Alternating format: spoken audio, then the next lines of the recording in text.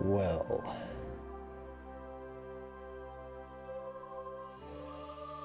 Everything seems to be going well, although it does say I'm unstable.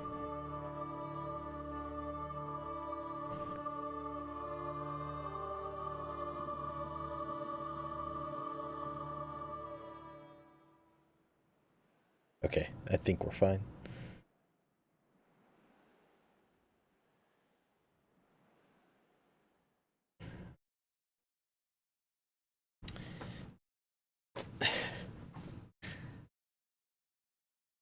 Okay. Beta quest. This will be a run. That is not where I wanted that. Okay.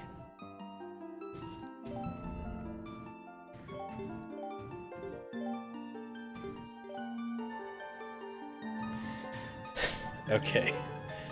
So I had to change my setup slightly to be able to, well, not use my CRT, but use a monitor, so aiming slightly to the side now, but it should be fine. The weirdest thing is my controller is directly underneath my mic, which is not quite normal for me yet. Let's go.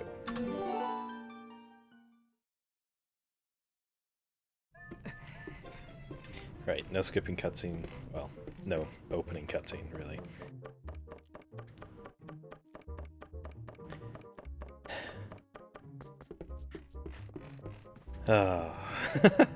Okay, beta quest. Loading zone randomizer for Twilight Princess HD. For some reason, this is on the Twilight Princess SD category extensions. Probably mostly because there isn't an HD category extensions. But it's one of the few categories I haven't done yet. So I've spent a lot of the last 2 weeks just preparing for this run, making a route, because the old world record didn't have a route, and I'm gonna beat it by quite a bit today.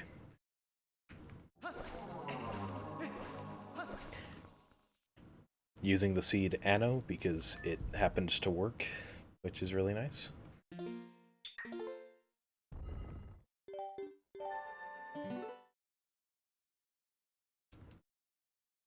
And yeah, I'll try to explain things as I go along.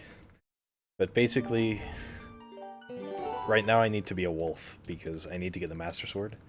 That's my second split. And as it turns out, if you save warp in the sewers, it puts you as a wolf.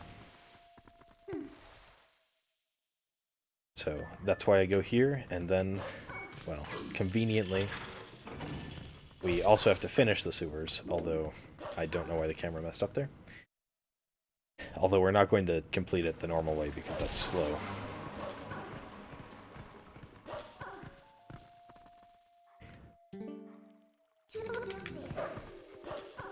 I don't know what the best way to mash text on a gamepad is.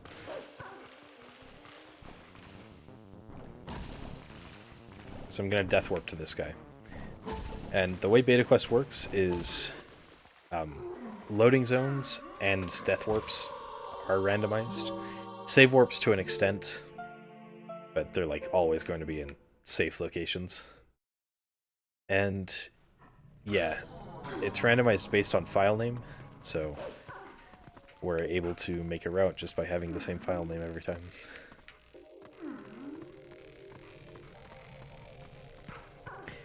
And I will also mention the file name I'm using is not optimal, for reasons I'll get into later. So, going here lets me get the bow.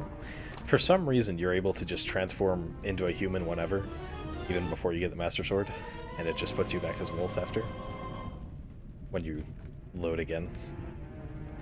So, we just get the bow there because it's convenient. And just death warp to this torch slug, maybe.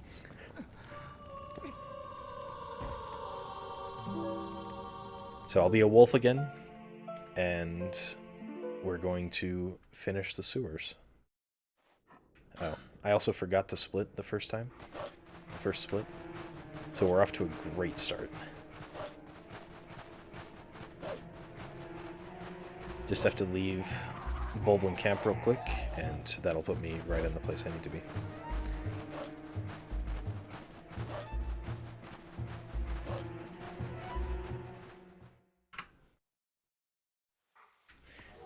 Right at the end of the sewers. So we're finishing the sewers right about 4 minutes in.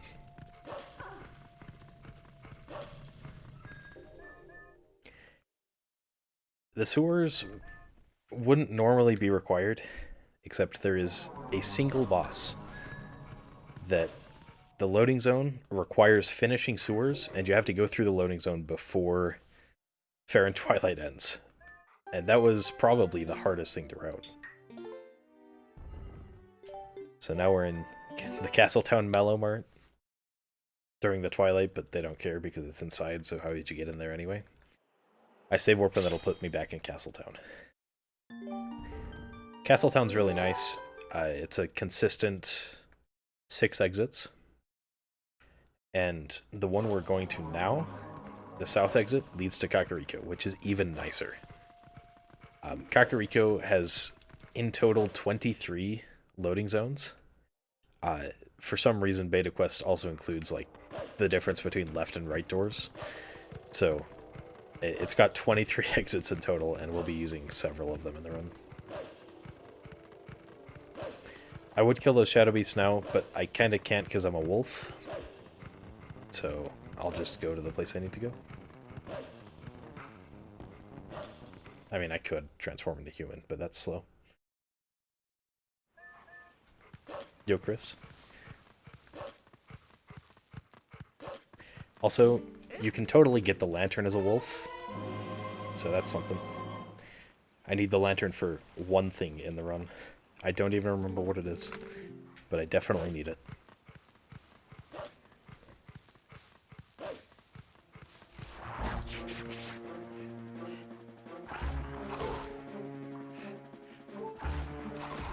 Quick death warp there, and then one more death warp and we'll get the Master Sword. Your message finally showed up for me in chat. It was on my chat on screen for a while before it showed up on my actual chat. But that should only happen for the first chat message.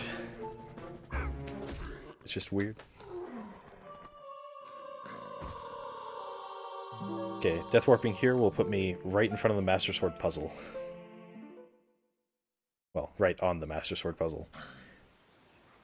So, we have to spend a minute to get the Master Sword because we didn't have one that put us behind the door.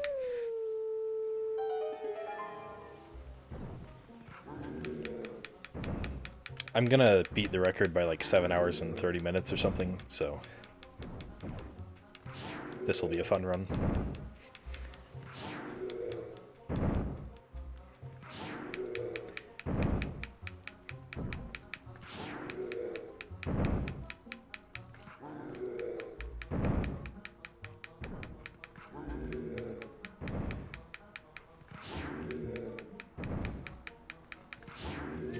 This seed is filename Anno, and it's not actually that good for all dungeons.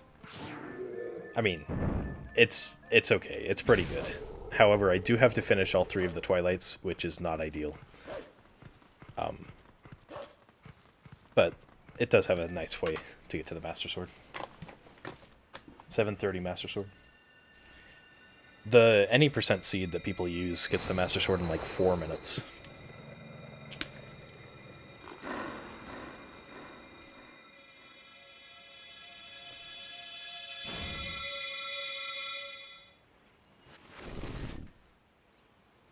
For reference. Have you done much Beta Quest, Chris?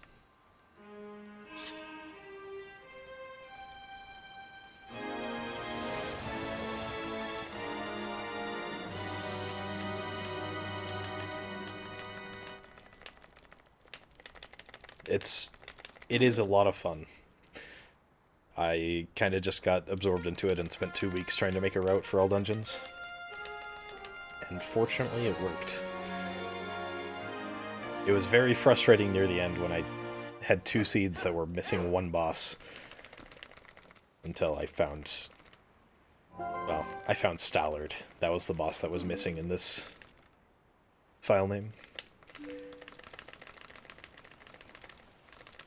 Thanks, Cabbage.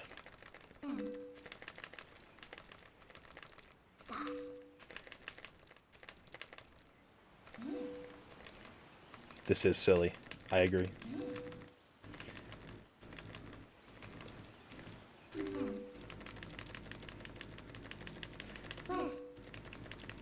So, next split after the Master Sword is Ball and Chain. In my head, this run is split into like 3 segments. The first part, we just get like all of the items, and then we do all of the Twilights, and then we just have a boss rush at the end. And it's really fun.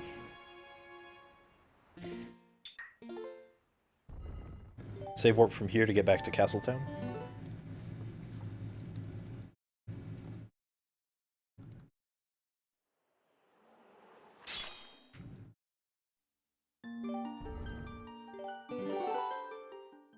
And yeah. Oh, that world record is not accurate. That's the 90% world record. Nice splits. Okay, according to the splits, I'm going to be like 2 hours off of world record, but don't pay attention to it. So that puts us back in Kakariko. I am just going to stay as a human. I will probably do a beta quest any percent run once this is done. Yeah, the current world record for all dungeons is 9 hours and 40 minutes. And he didn't have a route. And I have a route that really sucks.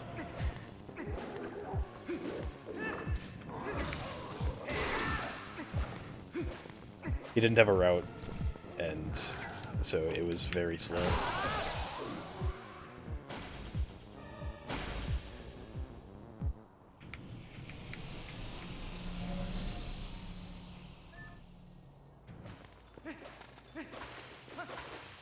I can turn into a wolf now. Okay. Elden Vessel, 11 minutes in.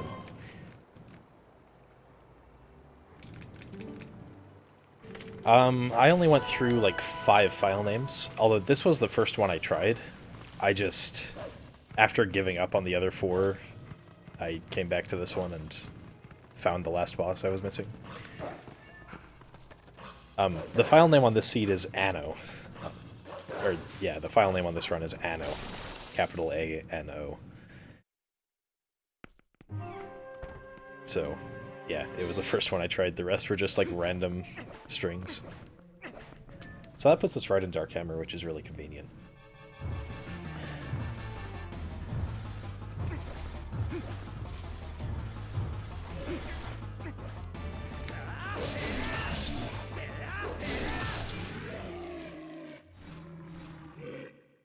So I picked up the bomb bag at the start of this run. Just in Link's house, I picked the bomb bag option over the Epona option. Because it makes it a lot faster to death warp in some places. But we also have to get bombs, so I'm gonna go out of Darkhammer's room and get the bombs real quick, you know. We'll get a total... So, I'm gonna get these 5 bombs and then 10 bombs later. And then I'm gonna get the 15 bombs in City. I take 2 hearts of damage, or I take 1 heart of damage there. Man, I'm stuttering.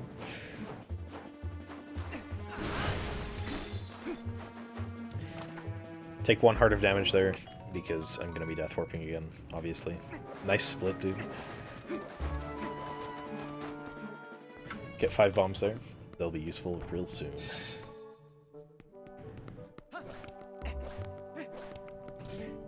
It's okay, I missed the ball and chain split in any percent runs, so we're fine.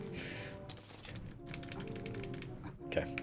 I get the dungeon map because I need to get the Uku. And I can't enter this room without getting the dungeon map, which is kind of silly.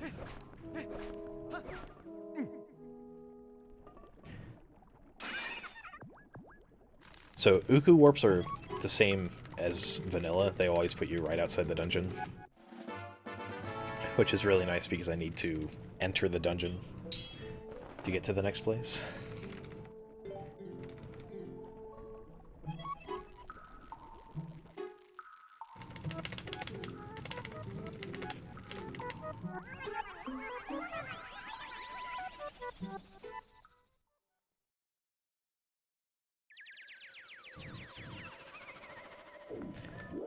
Okay. I need to enter specifically the right entrance there, because I don't know why, but the left entrance and the right entrance go to different places.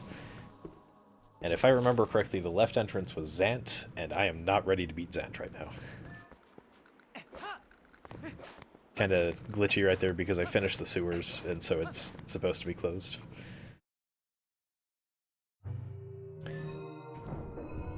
I also find it interesting that it might just be like the Ganondorf amiibo effect, but voiding takes 2 hearts, unless you void in lava, and that only takes 1 heart.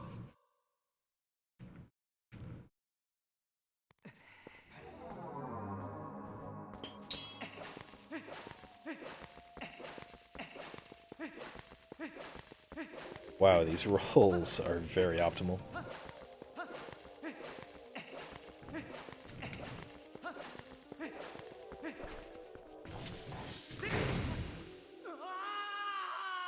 I need to death warp 4 times here.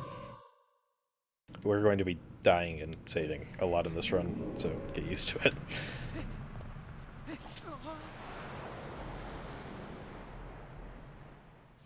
I think this is the fastest way to death warp here. I mean, using a bomb would be faster, but I need to save my bombs for later. But like a bomb and then doing that would be optimal. Okay, 1 more death warp, and this one's free because it just puts us in the floor.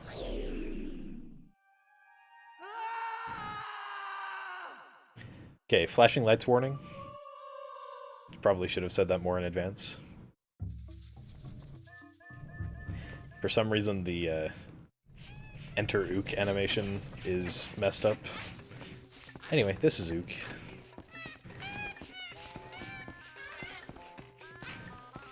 Seven hops. Thanks, Ook.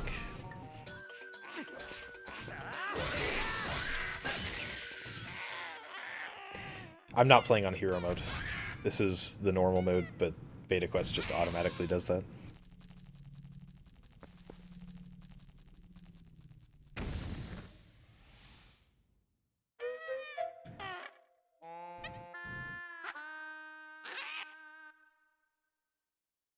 I save warp after this one. Yeah. Alright, if I split in half of the splits, that's pretty good, right?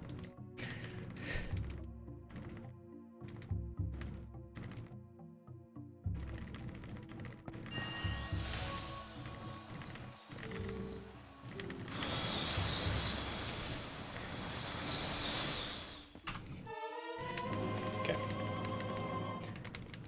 17 minutes in, we got the boomerang. That's a pretty fast boomerang split.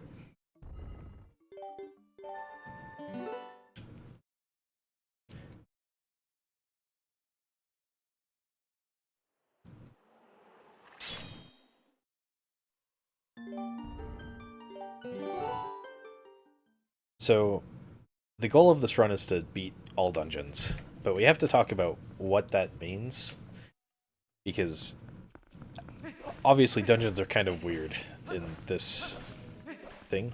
Like, if you get into a dungeon, you can go freely in the dungeon, but if you leave, like, the dungeon entrance, or if you go to the boss room, that's randomized. Those are randomized doors. So, like, our goal is to get to all of the bosses and then get to the save prompt after the bosses. Also, for some reason, Cave of Shadows is bugged out and you can just climb up on the ledge and back up and void out. Save prompts is the technical wording. Which means I could do Stallard skip.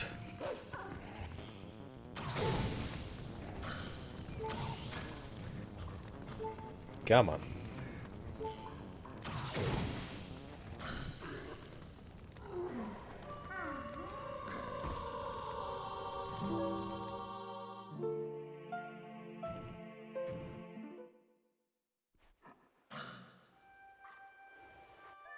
The funny thing is I can actually do Stallard skip in this run. When I enter the Stallard room... Come on. Come on. Okay, I'm gonna actually turn human because the next place I want to be human. When I enter the Stallard room, for some reason the exit door is just open, so I can just avoid Stallard and go to the exit room. I might still fight him anyway, because that seems like cheating. So bombs deal 2 damage to Wolf. I just use that to speed up the process a little bit, because Boblins are really bad at killing you.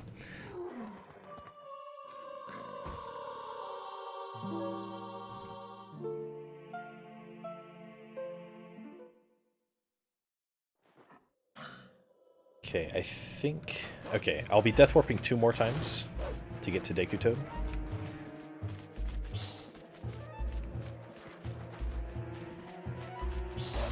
Keys are OP because they can kill you in one hit. Ice Keys, specifically. Getting frozen is just massive damage to Wolf. It's not all die RTA, just mostly. So conveniently, there's a 10 bomb chest right here, so we can get enough to get to the next bombs without losing a bunch of time from slow death warps. But otherwise, it's just another death warp here.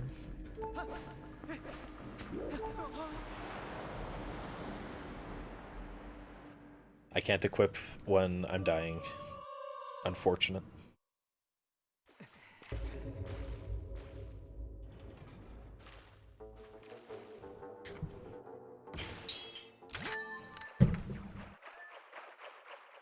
Deku Toad is going to be really quick.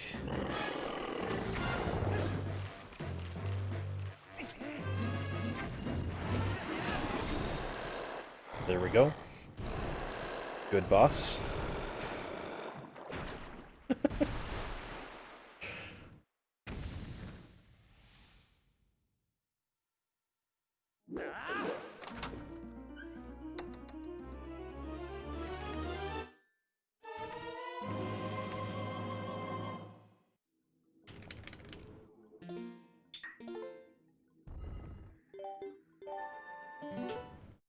Really lucky, like, with the seed, or just with how the boss works?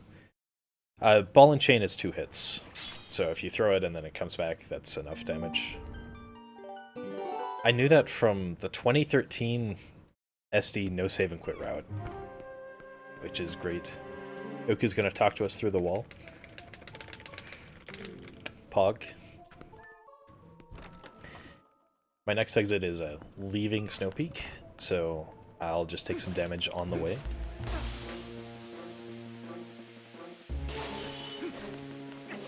Need to get down to 1 heart, ideally.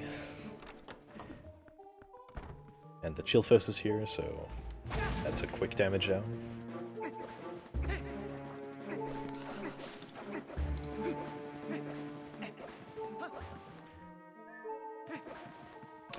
Nice entrance cutscene there.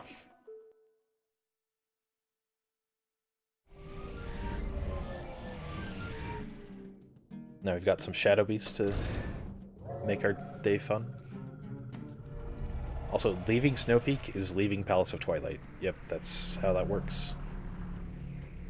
Or is that the portal entrance? I'm not sure.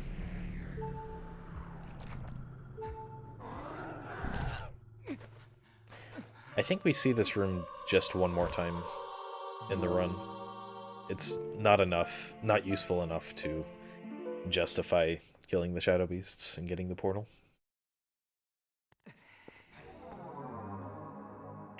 Okay, we are almost to Bow. Really close here.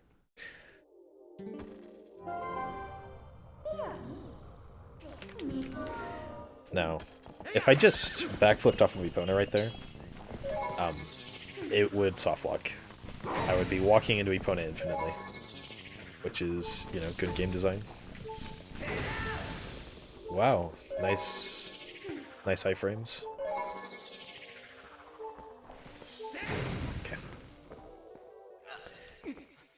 Now, another thing that Beta Quest allows you to do is ride Epona anywhere. You have two items that you can choose at the start. One of them is a bomb bag, one of them is the horse call. Horse call is useful because you can use Epona anywhere. And so I am now on Epona in Bo's house.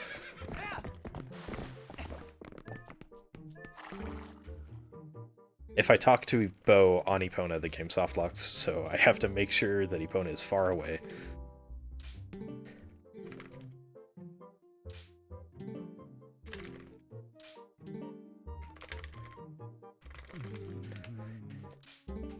I had a different seed where when I got to Bo's house, I was a wolf. Like, it was... I said no, dude. I was a wolf. There is exactly one spot in Bo's house where you can transform from wolf to human. I said yes, dude. Not a very good speedrun, this isn't. The one place you can turn from a wolf to a human in Bo's house is inside Bo's bed.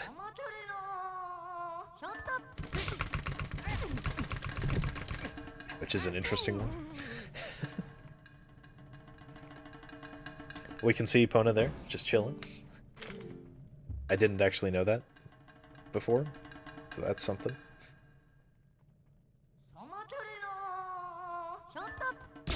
Okay. Okay. Yep. Okay. I see.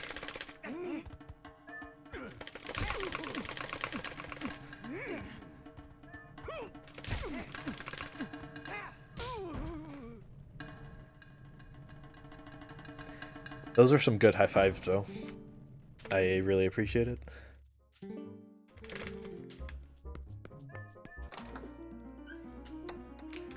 $25.57 iron boots. Alright. So, I need to go out the left door. This puts me back in Funati's palace. Funati's palace usually is really annoying because there are lots of ways to get in here and only one way out. Because each of the cutscenes that Funati can show you is a different entrance. But in this case, it puts us in the waterfall room, which is kinda useful. But not useful enough to use that more than once. I need a total of 10 rupees in this run. That extra 6 rupees was accidental. There are 3 entrances here. I go through the left one. Left, middle, and right. I'll put you in a different spot, so they all are randomized. And we're right outside of Death Sword, so hopefully this fight will be quick. And I'm a pleb, so I'm not going to be doing Death Sword skip, because I just don't feel like it. If someone wants to take my record in this, then fine, I'll do it.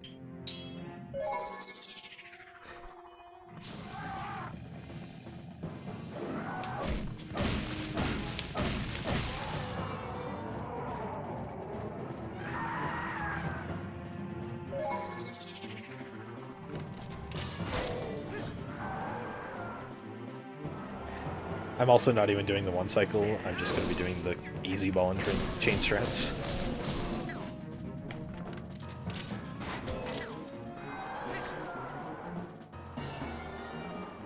Oh, I can't even do DSS, that's even better.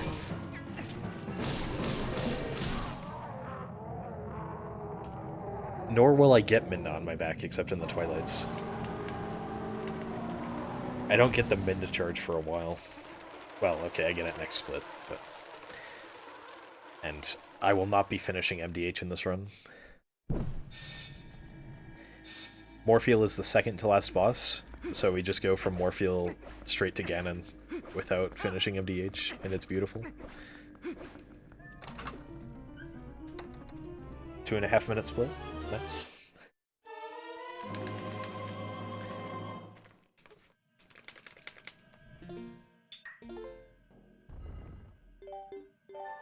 I should be using the other save files as well.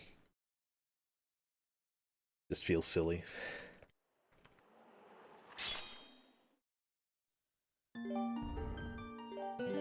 Okay. So, if you thought save warping enough, or save warping once was enough, it isn't. I need to save warp twice.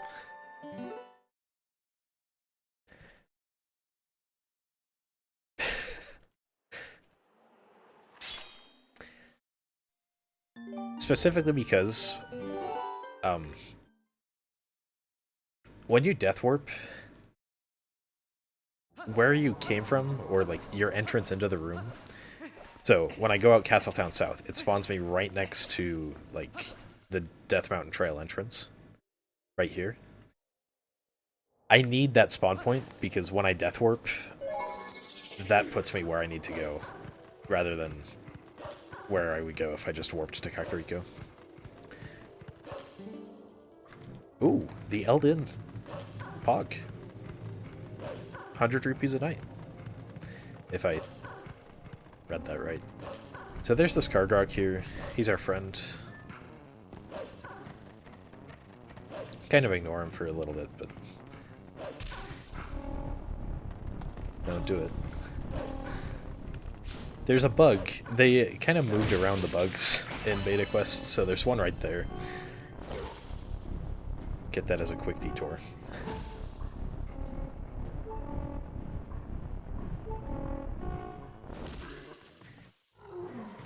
This will put us at Lake Hylia. We'll be seeing this more than once in the run. Water bombs. I don't even know how to get Zora armor. Like, I don't know if you just have to be lucky with the graveyard state, or if you have to actually beat the wagon escort.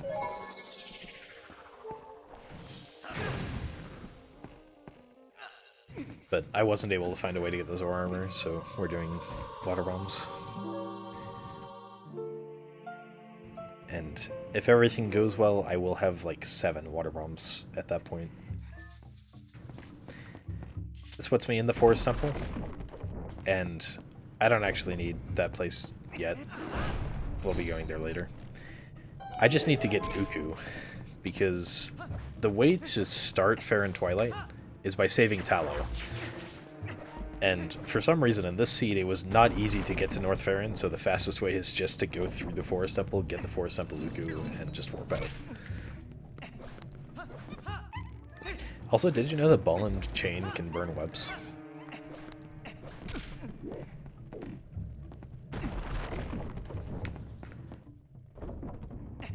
A lot of fun there.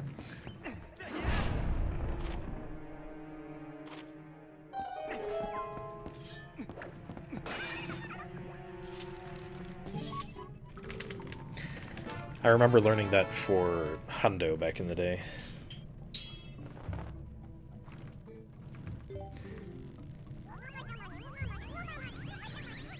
When we got the ball and chain before getting the bow, and so we had to go through a cave without bomb arrows, so it was the fastest to do ball and chain.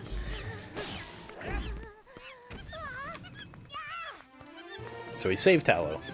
Yay. I didn't know that, Cabbage, but I did know that spring water can break the light arrow blocks in Stone Tower in Majora's Mask.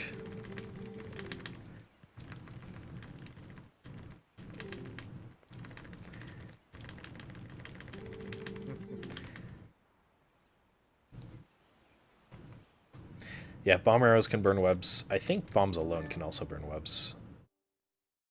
But, like, why would you even need this information?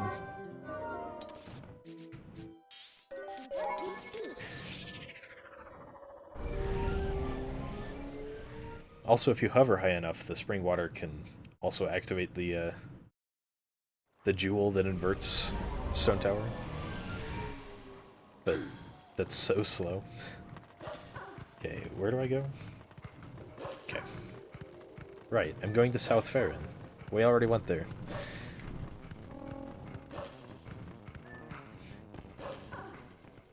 So going through here puts me in South Farron.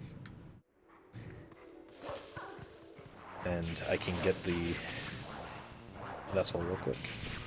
Low percent probably does that. That sounds like something low percent would do. They also hover up with the blast mask, so that's a lot of fun.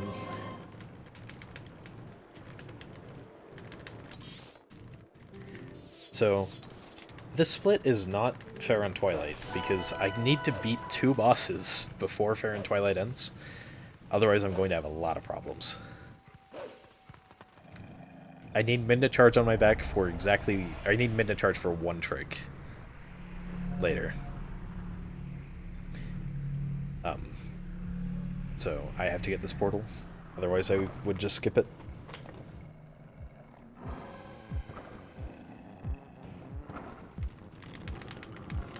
Although, current Majora's Mask low percent just gets the Moon's Tear and then does the any percent route for cycle skip. Has no permanent items except for magic, because I think they consider that an item. I don't even think I need to kill those guys. I think I could just go north because the barrier didn't spawn. Maybe.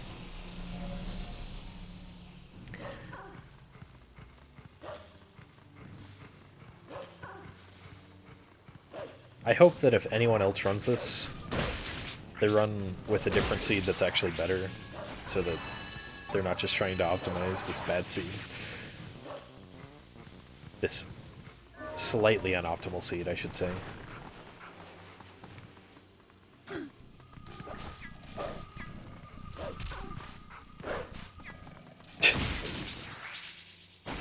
So, there are 12 tiers to get in each vessel. In the Farron on Elden Twilights, there are 13 bugs, which is interesting. But that's just because sometimes it's going to be super hard. Where do I go? Oh.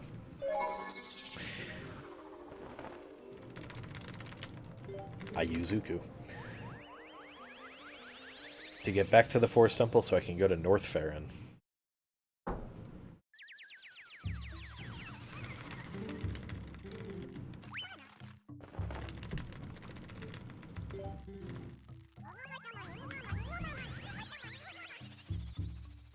I've gone through this route a few times, but I don't remember every detail. So I have the route doc open. And if you didn't know anything about Beta Quest, the route doc would make no sense.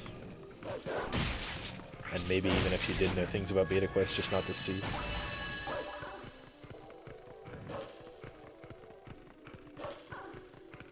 Alright, time to surprise all of the TPHD people in here.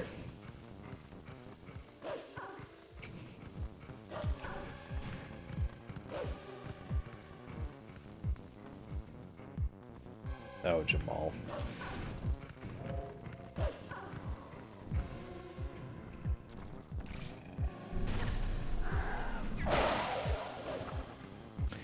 They unpatched EMS for Beta Quest.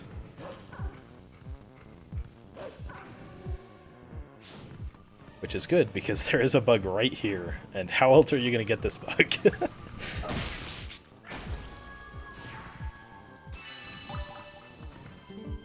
Then I warp out, right? Or do I use the thing? Oh, right. I void warp. I did that exactly how the SD version does it, except in high definition. I don't know how Dragon Maid got rid of the invisible wall, but that was his idea.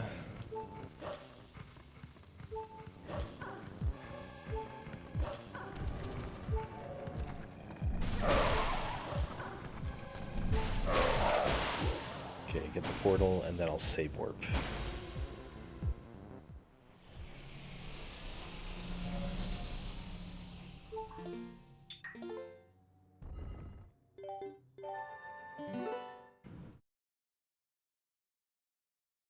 So I need to take a quick detour and go and beat Goron Mines. And Phyrus is surprisingly easy to get to. there are like 5 ways to get to him in this seed, which is super weird. The way I'm getting to him is probably not actually the fastest, but the fastest I wasn't able to find a really convenient way to get there. Gonna death warp with bombs.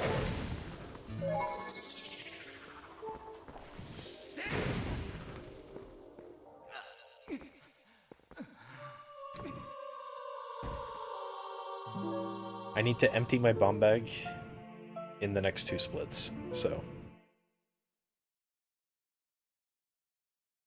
taking some extra liberties and where to death warp, where to use bombs. Okay.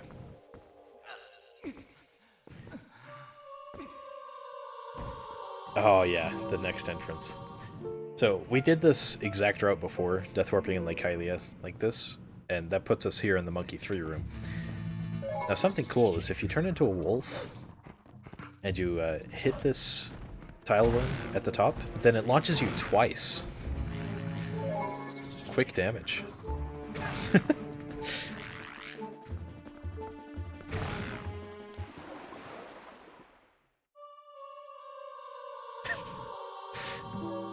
I love this game. Okay, that puts us right in Pyrus. Just gotta change my equips real quick.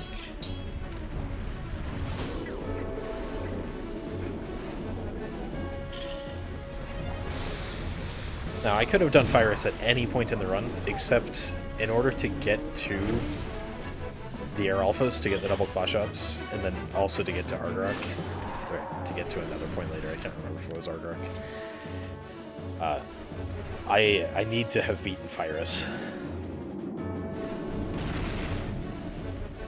Now, unfortunately, I don't have Ending Blow, so I can't do the jump over him for the 3rd hit, but whatever, it's fine.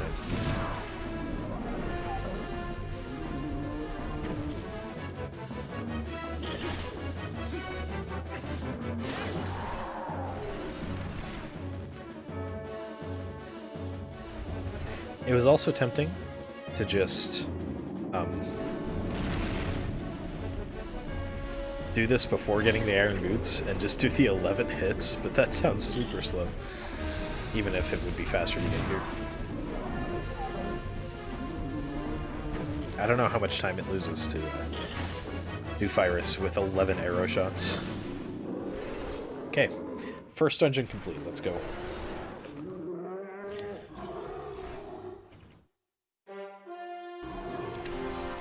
First of 9.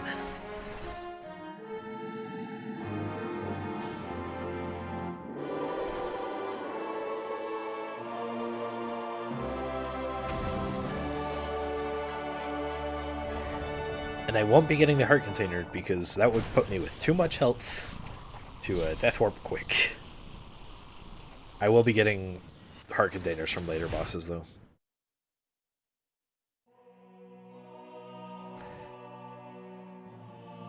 Yay, we got the second fused shadow. I bet it'll be super useful.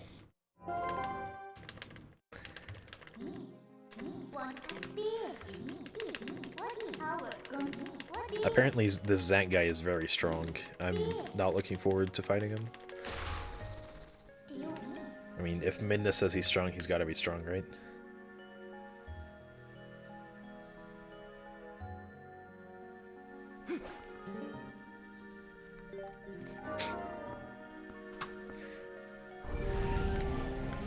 Split late there, but whatever.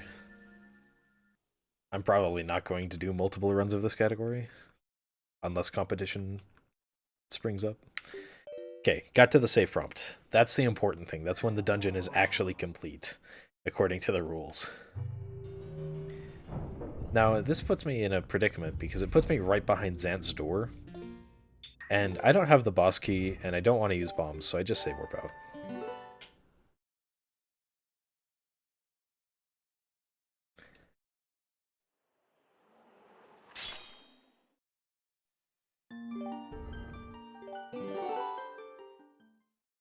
Except, like, this location isn't good enough.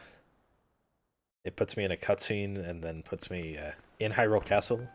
And I can't warp from Hyrule Castle, so I kind of have to save warp again.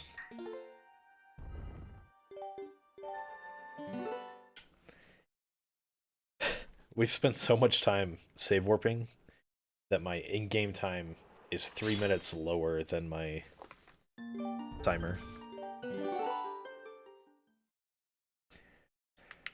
Okay. Now I just need to warp Kakariko. I can't warp Kakariko when I'm on Epona. What am I doing?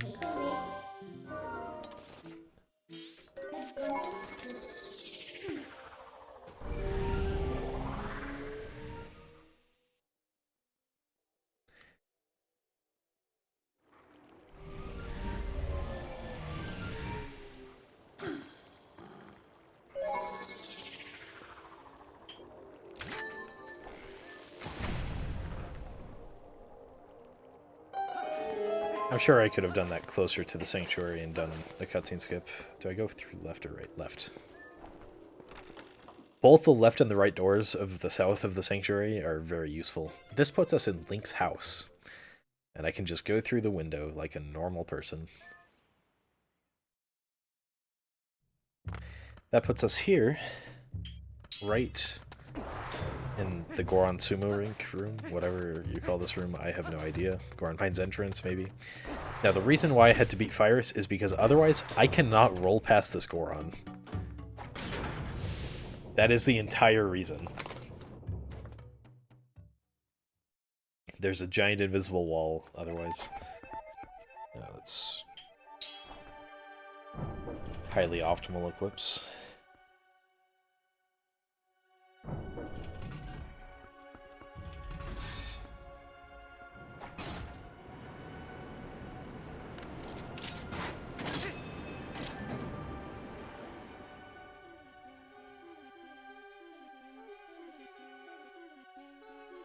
About to do Air Alpha skip without notches.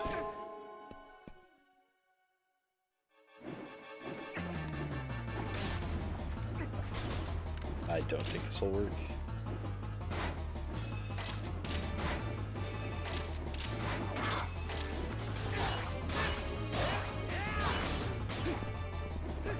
That was basically a trick I decided I'd go for once, and if it works, it works. If not, it doesn't really matter.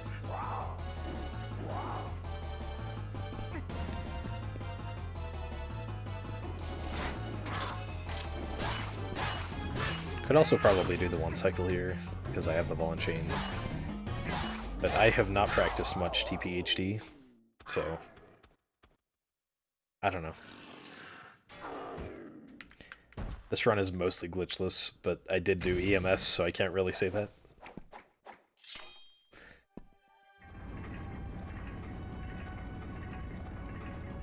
Okay. At this point in the run, we have every item we need except the Dominion Rod. Need the Dominion Rod to beat Armagoma. We won't be getting the Dominion Rod until basically right when we beat Armagoma. Right when we go to Armagoma. So, that's cool.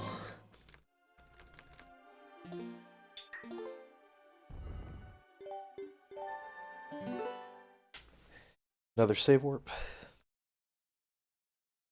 Now we have to go to Argrok, and this boss has to be completed after the sewers and before Fair and Twilight is completed. So that's why we have this little intermission to do Fyrus and stuff in the middle of the Twilight.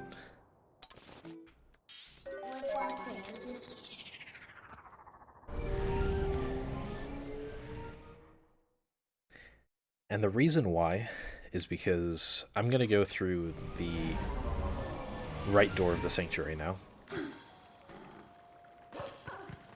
If the sewers weren't completed, or if Fair and Twilight were completed, this puts me right outside of Link's house.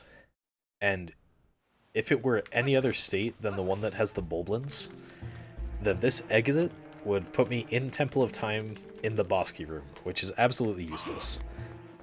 But instead, because the Boblins are there, it puts me here during MDH.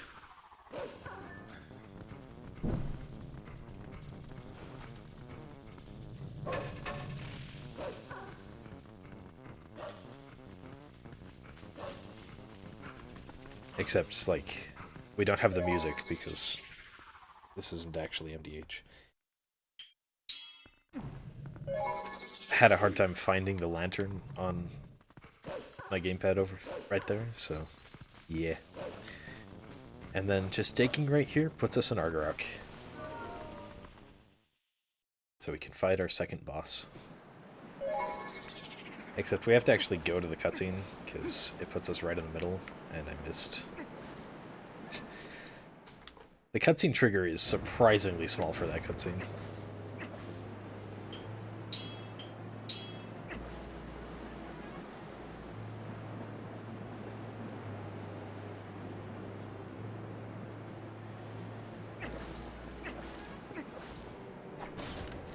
Like, small enough you can just side hop out of it in the normal game, and I imagine in TPHD as well.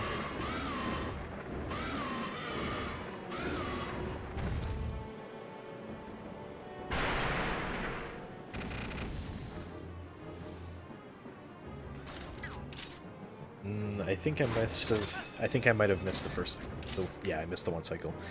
It is really easy to talk today. Holy cow.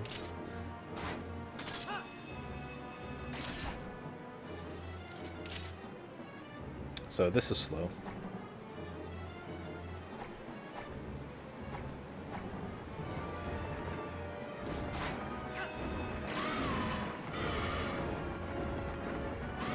But whatever.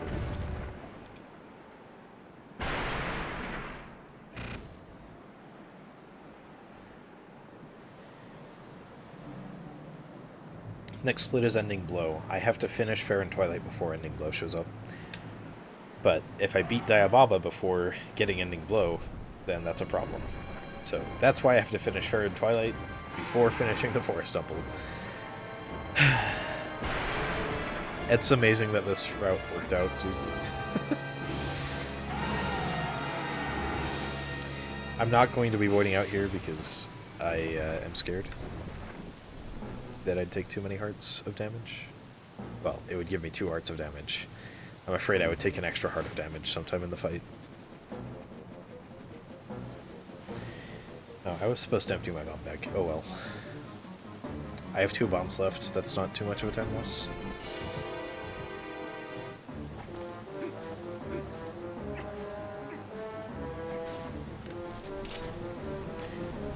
My mic is right above my gamepad, so like gyro aiming is not going to be very good. Have to wait a few seconds for Argarok to show up. This is why we death warp normally, or void warp normally. There you are.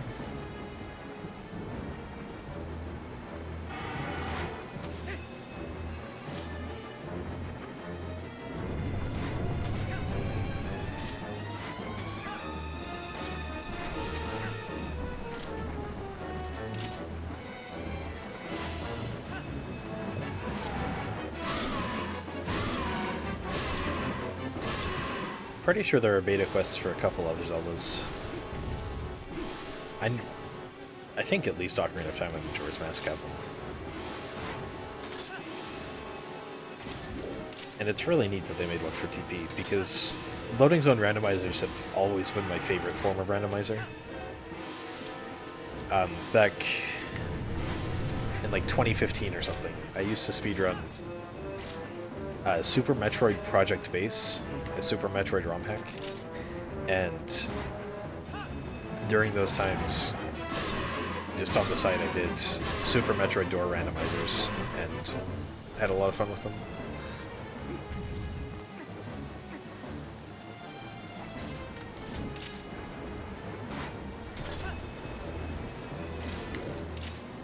I could also participate in the Twilight Princess randomizer beta test, but I'm lazy.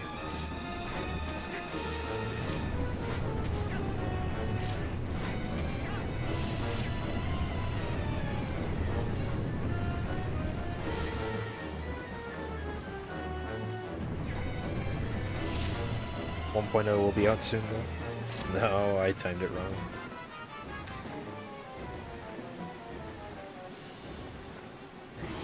That sucks.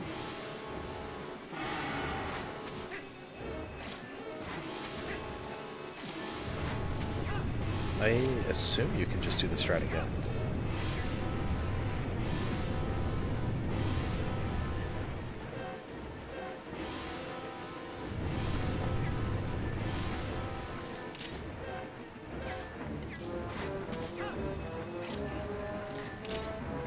You can, but I did it a little weird, I guess. Argarok is dead. So we've done Goron Mines and we've done City in the Sky now.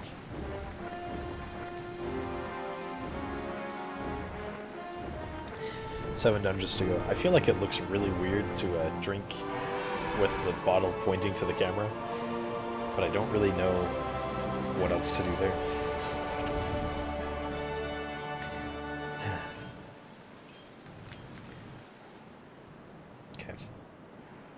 Next split is Ending Blow. Split after that is Palace of Twilight.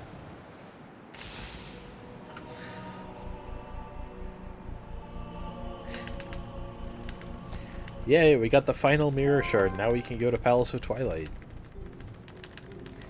Anno, you did it.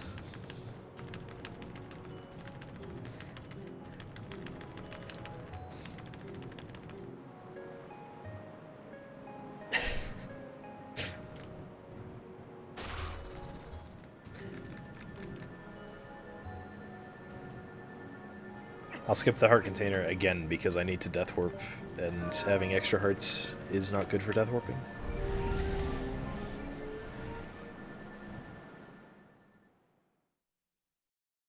Okay. Got to the loading screen. That means the dungeon is actually complete.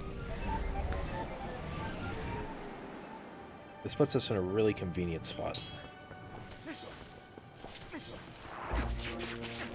Right at the entrance of City in the Sky, and there just happens to be a chest with 15 water bombs here.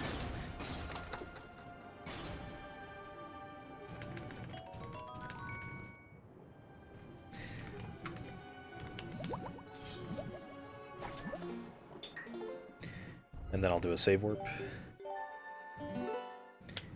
And that'll put me in Hidden Village. And because I haven't beaten Temple of Time and done all of the Ilia's Memory Quest stuff, Hidden Village is kind of messed up. And therefore it makes it essentially useless in Beta Quest. So, unfortunately, I just have to warp out.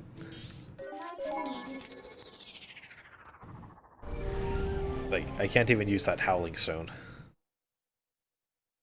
Impaz doesn't let me.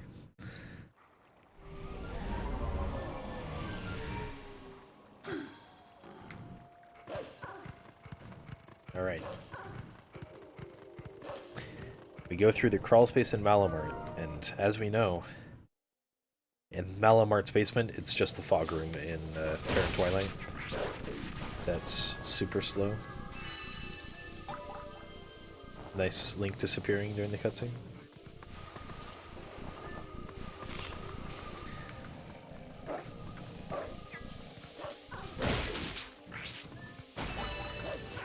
So I get the bugs in here, and that finishes Fair and Twilight. If I void out in the fog, that puts me... I can't remember where, but it's not good.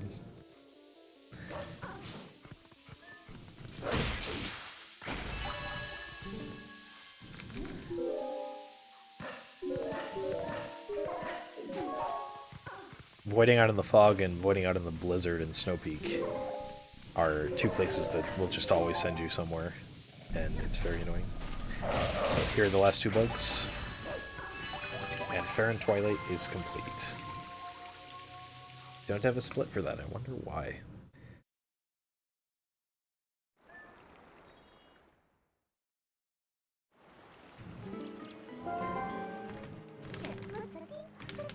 Yeah, I want a beefy 5-layer cabbage.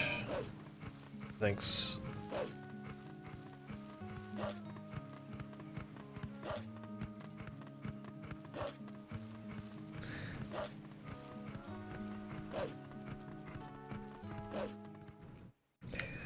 My Taco Bell order varies a little, but beefy 5-layer is always on there. So this puts us in the Helmasaur Grotto. And these guys are kind of annoying to death warp to, but they work.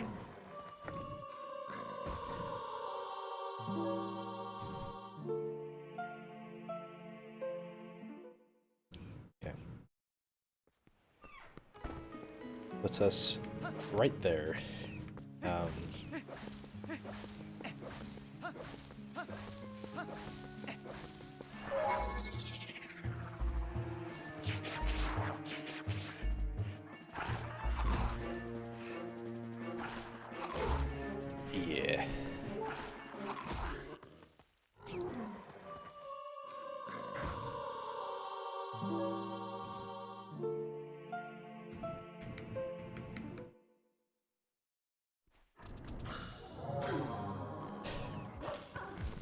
Talking about Taco Bell just reminds me of the old days in Pope Squidward's chat. That was a question he periodically asked. He might still do it, I don't know. Just, what's your Taco Bell order? Good responses.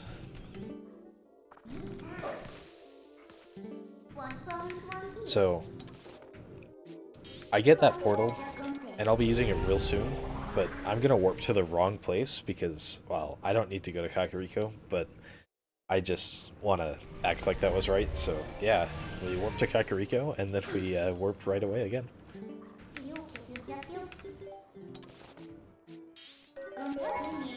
Warp to North Fair and get ending blow is the goal here.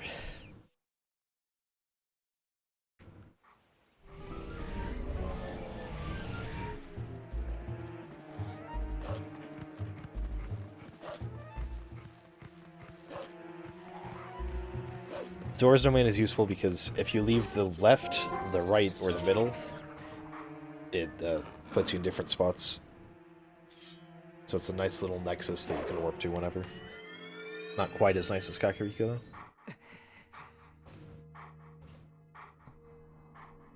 though.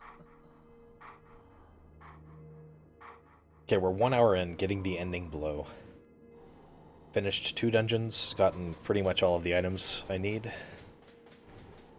Finished Fair and Twilight. Things are going well.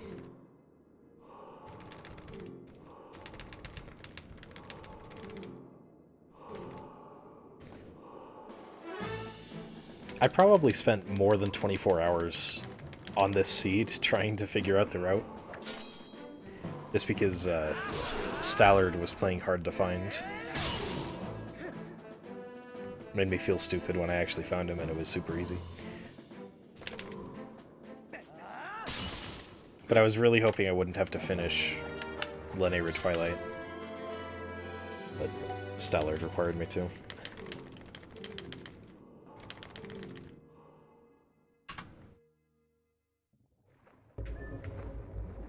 That puts us in the lake bed entrance. We really only have 2 options, Death Warp or go here. So I go here and I enter Bo's left door. You guys ready for Zant? I don't know if I am. Flashing lights warning. Sorry for the very little advanced notice for anyone who actually cares. Do not look at flashing lights. I need to death warp 3 more times. We're in the fishing hole. Right.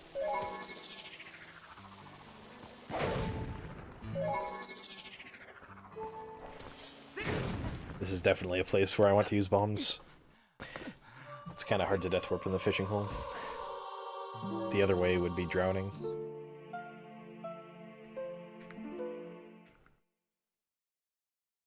Okay, now we're in the floor. And Uku's gonna talk to us. Oh, Uku pops you back up. No, it doesn't pop you back up. I fell down. So we're going to death warp to these guys. Little slow, but it's whatever.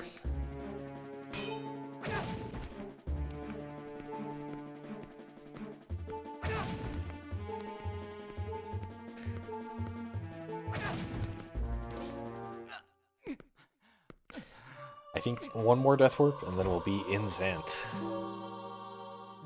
But, well, the thing about Beta Quest is you can kind of get lucky sometimes and skip some parts. So I'm just gonna load into the Snow Peak phase of Zant, and just do the last two phases of Zant.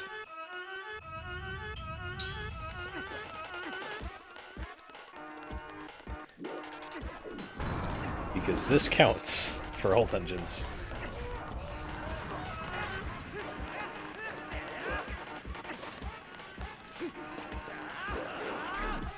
Bruh.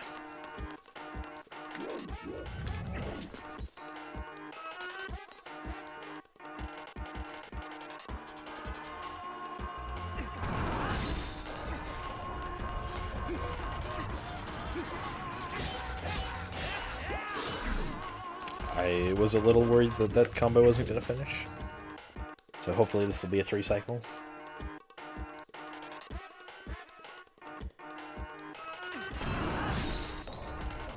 Audio is a little bugged out, but it's fine.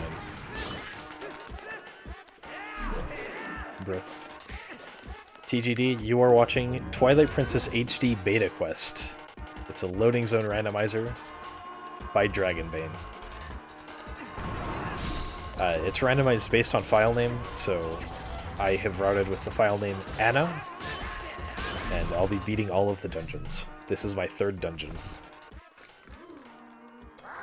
Current world record for this category is 9 hours and 40 minutes. I will be beating it by at least 7.5 hours. Well, around 7.5 hours.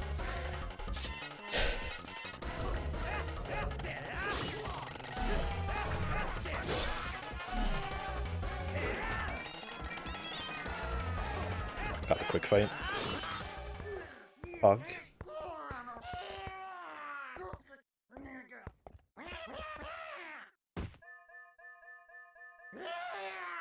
Okay, Zant is dead.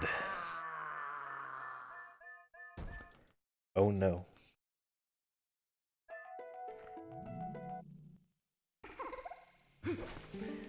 Okay. Palace of Twilight complete. With only going into 1 room in Palace of Twilight. Kind of 2, but I wouldn't say that counts.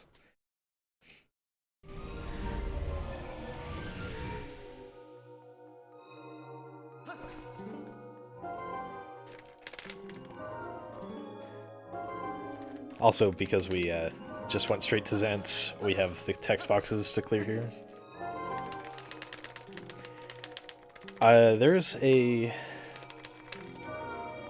There's a channel in the TP Discord dedicated to Beta Quest. It's under the TPHD category.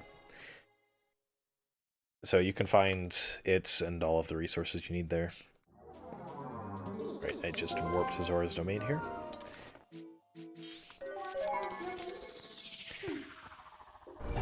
Okay. I have that equipped, I just need the other thing. But Beta Quest, like, is not a very popular speedrun. It's on the Twilight Princess SD extension boards in the miscellaneous category. Very unpopular. I think Midna just said Gay Howard.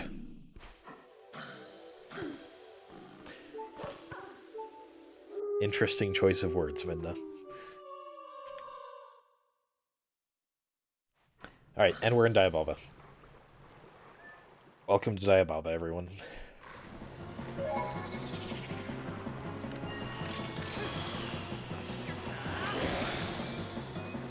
Why did I do that? Am I gonna be in the water? Is this gonna be bad? I'm totally in the water, bro. That's something I do on the second one, not the first.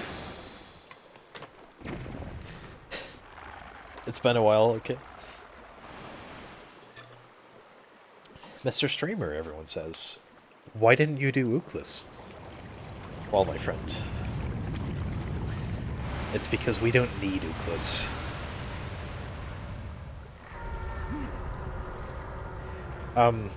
So I don't actually have the Ganondorf amiibo, it just comes with that automatically. And yeah, it benefits with damage. No, dude, that's actually really bad. I have one fewer water bomb.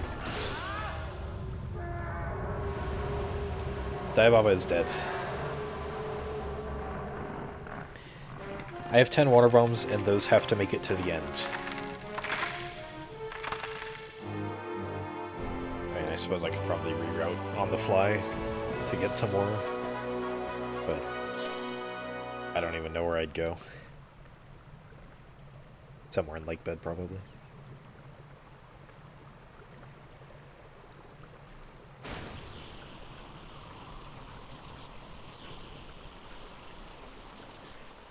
Okay, so this is the 4th dungeon we're finishing. Already finished Goron Mines. Already finished... What was the second one? City in the Sky, then Palace of Twilight, and now Forest Temple. We have a brief intermission now to go and finish Elden and Linear Twilights. In an ideal seed, you wouldn't have to finish Elden and Linear Twilights. Or even Farron. Like, if it was a perfect seed, you wouldn't have to finish any of the Twilights. But we keep splitting late, but who cares?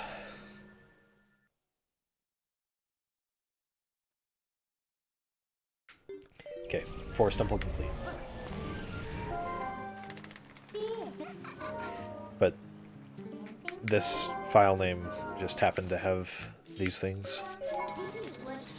So now we gotta go through Elden Twilight, and this is not going to be the fastest section of the run, I'm sorry to say.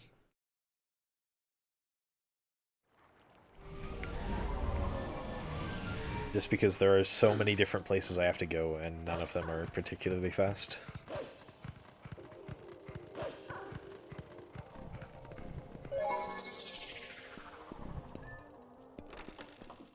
Go through the Malomart door. That puts me here in City in the Sky.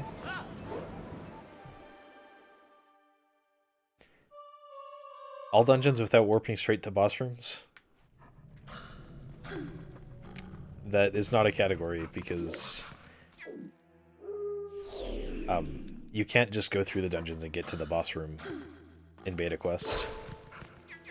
When you go through the boss door loading zone, it warps you somewhere else.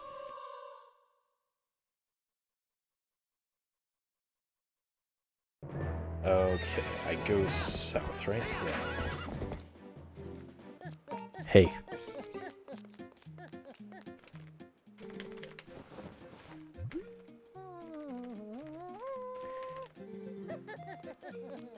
My apologies. Next time you make a sarcastic remark, put Kappa on the end so I know it's sarcastic.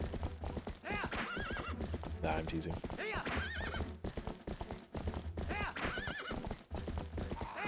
Also, I never hit this cutscene, so we get this cutscene. Yay.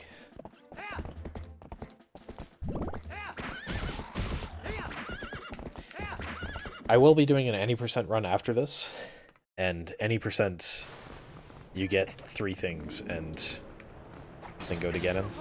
Well, you get 2 things and then go to get him.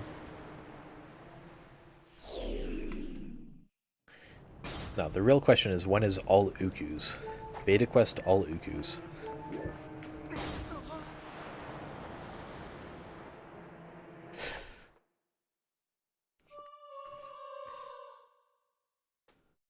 That would actually be pretty fast.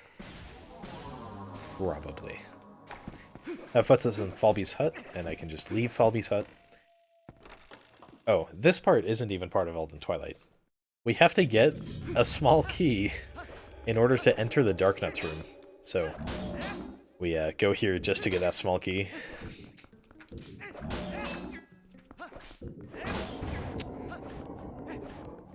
But it does have a benefit, because I'm going to Death Warp right outside this room, and that's going to put me in Death Mountain. I can never remember which side the small key is. I think it's this one. Hey, I got it right.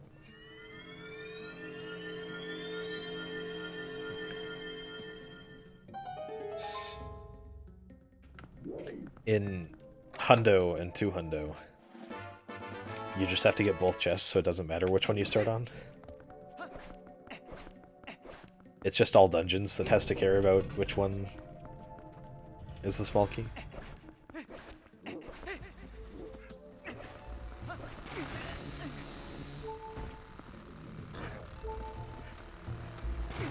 Okay. Real quick death warp there.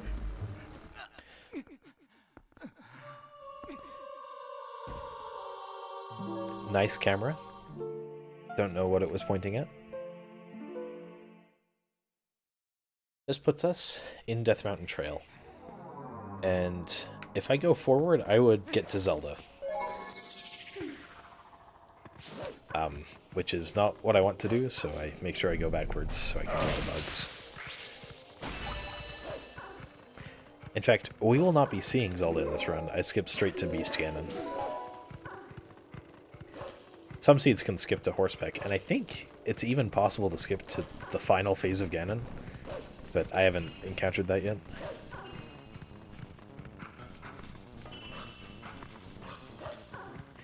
So, because of the way Beta Quest is, like, it's good to know glitches, so you can, like, LJA across rooms and stuff. But very few glitches are actually required. Just get to the next loading zone and you're good, or Death Warp and you're good. I will be doing a glitch in this room, though, because why not? Not because it would be really difficult to get to the elevator without doing early elevator.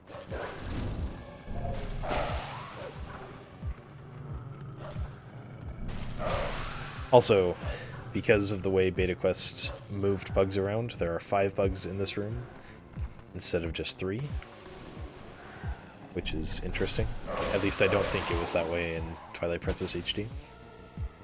I think it was just the normal 3.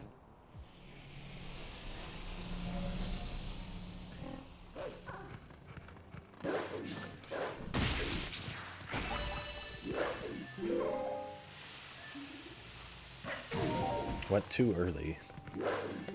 Nice. That was definitely intended to do a backup there. Okay. Time for early elevator.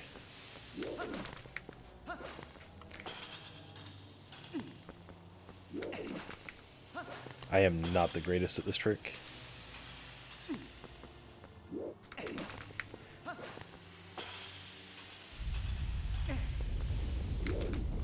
Dude, if I just rolled there.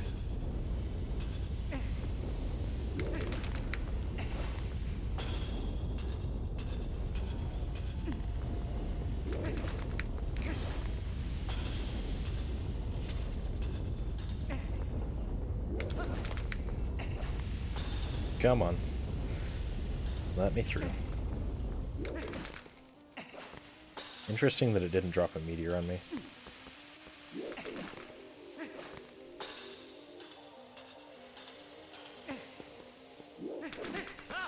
Okay. Worked that time. Don't know why it didn't work the other times.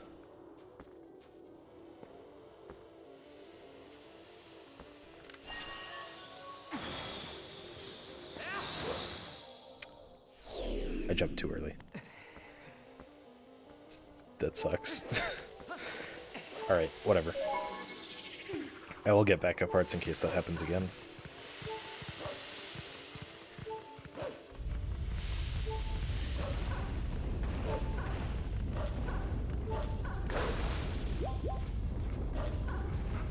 Hopefully it doesn't take me as long to clip through the wall this time.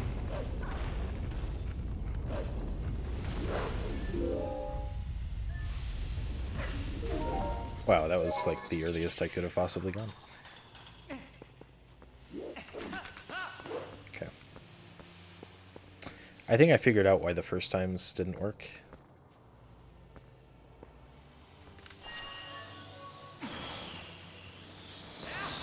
Okay. And we're through.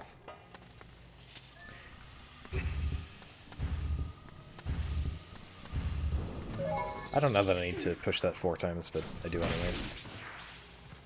Just because there's a bug right outside that one, and there's a bug right outside the other one. If I can get to the other one, that would be really nice. Highly optimal gameplay happening here.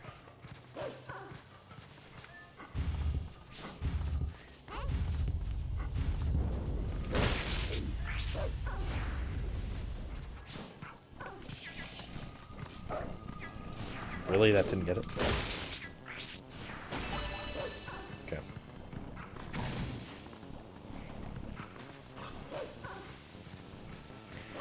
Hit the tier, and then go down the elevator.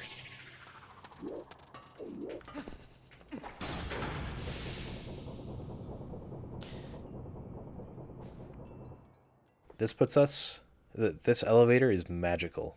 It goes all the way from the east side of the map to the west side. Puts us right in the mirror chamber.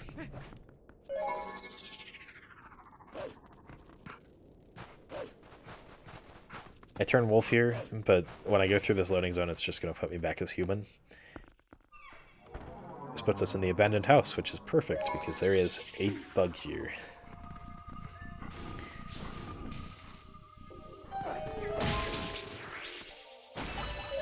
Now, fun fact, when you leave out the door of the abandoned house, it just puts you on the roof. That's just what it does. It doesn't normally do that, I just got lucky.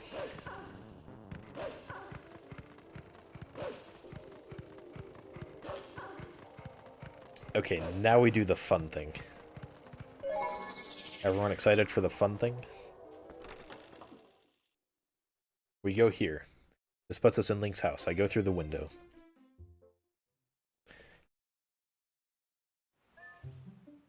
I did this before. This puts us in this room. So, we just went up the elevator. It's time to go back down the elevator. I can never get that first try for whatever reason. Go down the elevator. This puts us right in front of the Air Alpha's room.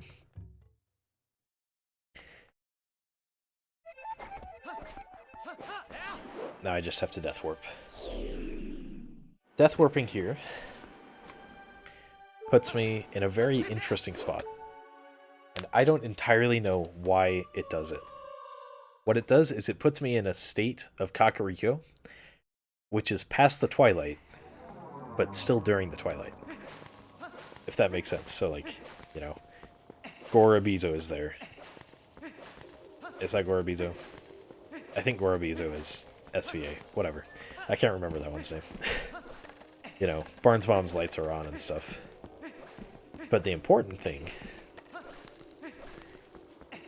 is that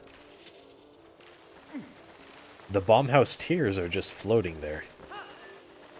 And I can just go and casually get them.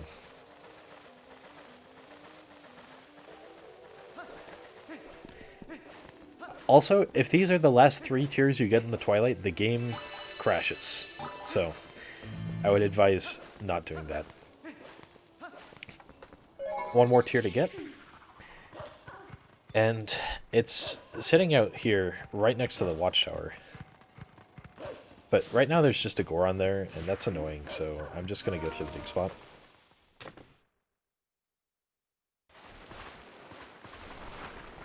Which puts me in Ordon Spring.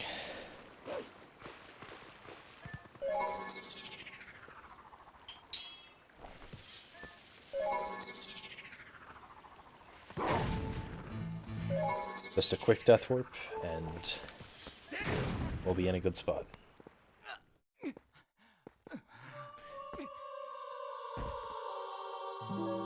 I'm super worried about more fuel, so I think I'm going to try not to use any more water bombs until I get to more fuel. This puts us right on top of the watchtower in the correct state. So I can just drop down and get that last bug. But this bug is a meanie, so I have to wait for him to swoop down at me.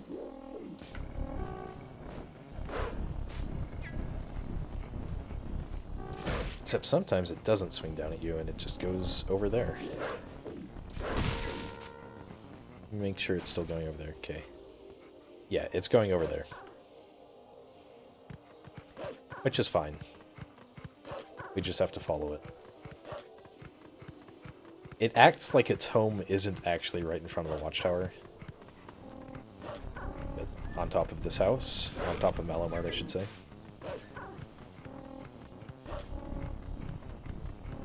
As long as it doesn't go back up to the watchtower, we can finish the Twilight. Twilight complete.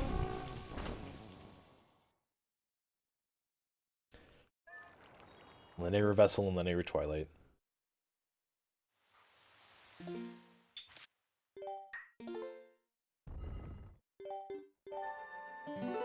I have to save warp twice here.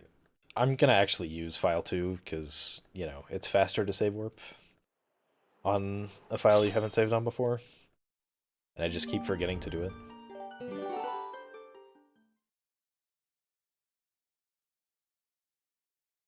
So, I currently have all I need to start Linear Twilight, except for one thing. You see, I have the Death Mountain portal, and I have the Lake Hylia portal. So you'd think, oh, just warp Death Mountain, warp the meteor up to Lake Hylia. Or up to Zora's Domain, I mean. But that doesn't work. Because there is a flag required in order to do that. And I'm going to lose a little bit of time just because I'm scared about water bombs here. Also, it's a monster, oh no.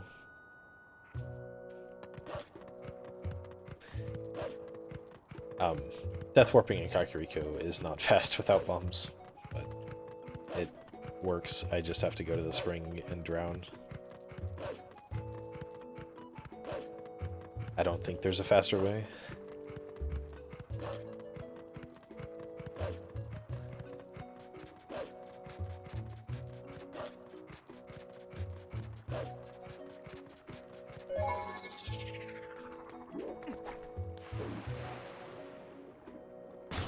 Should I get the heart piece? It's right there.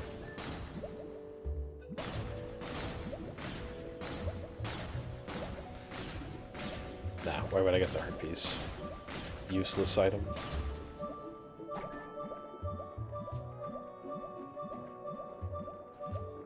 Death warping here will put me right in Lake Hylia. What I need to do in order to be able to warp the meteor to Zora's Domain is I need to fly the Karkarock. That is literally the flag that you have to do in order to warp the meteor. I'm glad I know this. I actually only know that because I learned it while I was routing Moonjump 100%.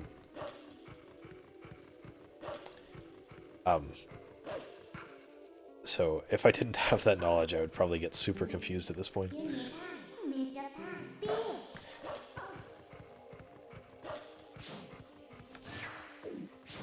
I tried to do the cool thing.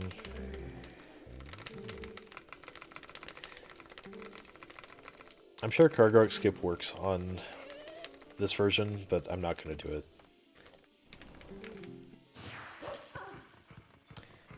Moonjump Hundo, the world record is currently like 6 hours, I want to say.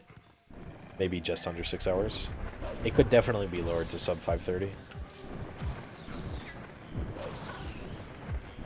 Just, there have only been 2 runners, and neither of us have wanted to grind it for very long, I guess.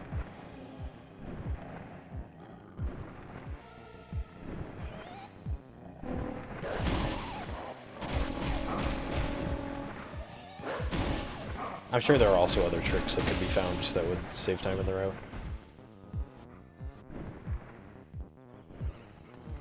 So, I said that it's required to fly the Kargarok, and I mean exactly that. So we are currently flying the Kargarok. Cool. Okay, we've flown the Kargarok enough. I'm out.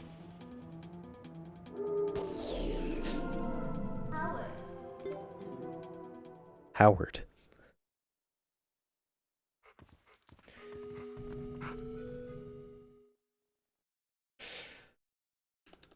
This puts us in Death Mountain. I could climb Death Mountain to warp it, but I'm just going to warp up there because it's faster.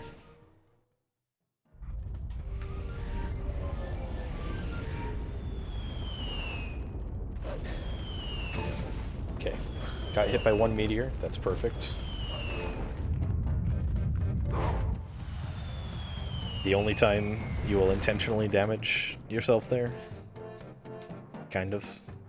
Sometimes I intentionally damage myself to have a meteor break some rocks, to hopefully get a heart.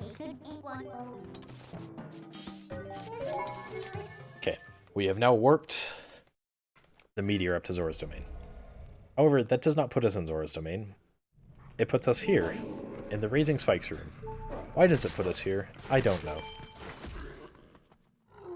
But we have to death warp.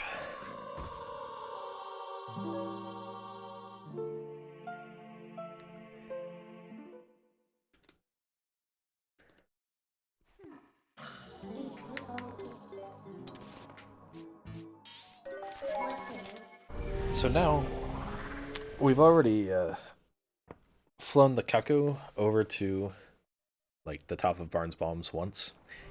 We're gonna do it 3 more times. All in this segment, I think. No, not all in this segment, but all in this and the next segment.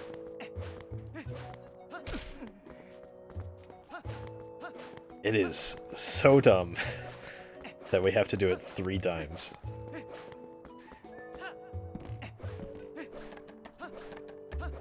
But whatever, it doesn't really matter.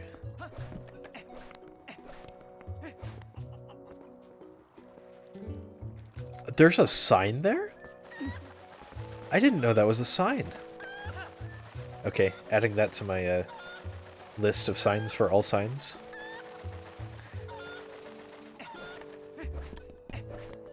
So the reason to fly over here now is because I need to enter the watchtower on the top entrance.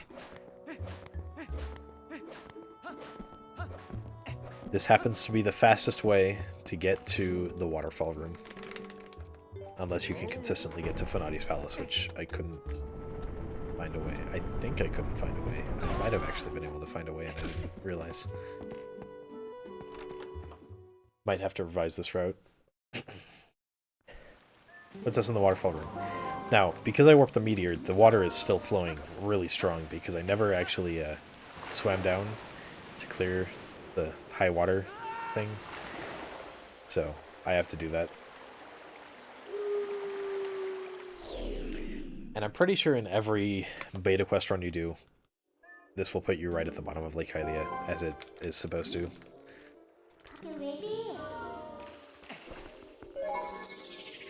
So I use this opportunity to get the portal. But then I'll just be warping back to Kakariko to get to the waterfall room again.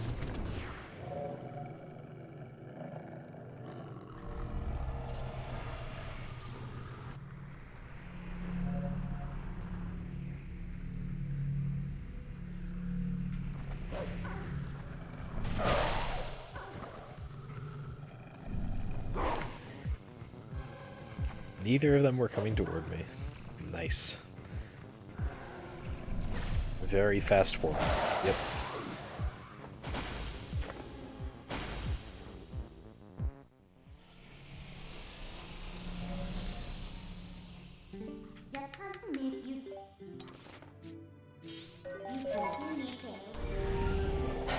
As usual, the Neighbor Vessel and the Neighbor Twilight are the most boring segments in the run.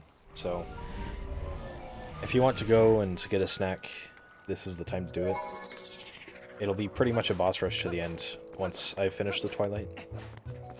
But until then, it's just going to the various rooms that have bugs and getting the bugs.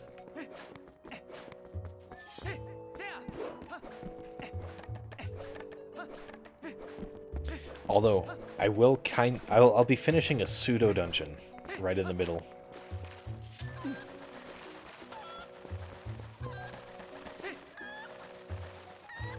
Real soon, I think. Yeah. Real soon.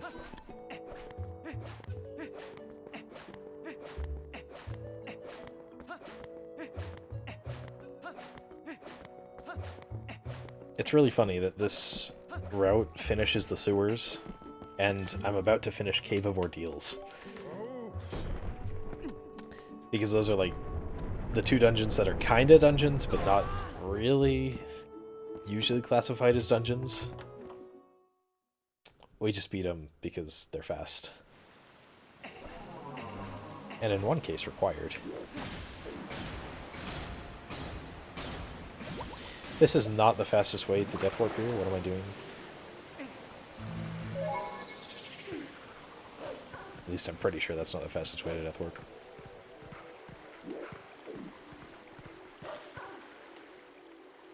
Instead, I take fall damage there and then walk into here.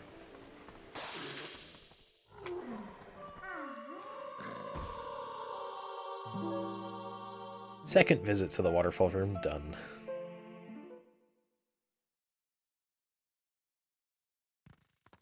I would also collect the tears, except I don't have the vessel yet.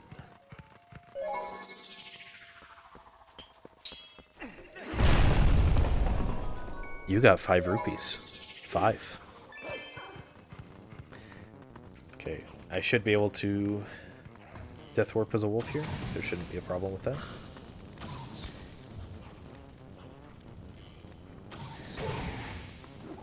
It is a little slow.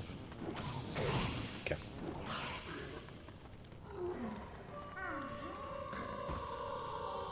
This is a long split. But it doesn't really make sense to divide it into any more.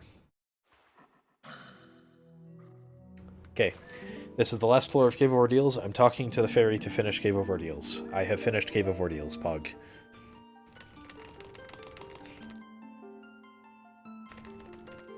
You cleared many ordeals. How impressive.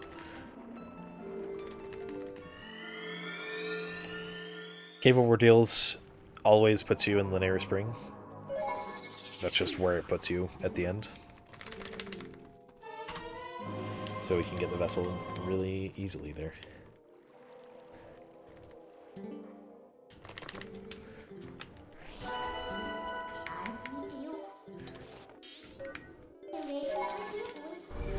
I'm getting too used to Wii. I tried to go over to the right of the screen to warp to Lake Hylia, but that's not even close to where it should be.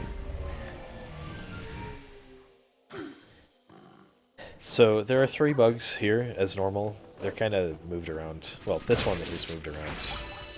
That might be the normal spot in HD, actually. I don't remember. Oh wait, I go and do the Kargarok bugs now. I am so not used to HD that I don't even remember where the bugs are.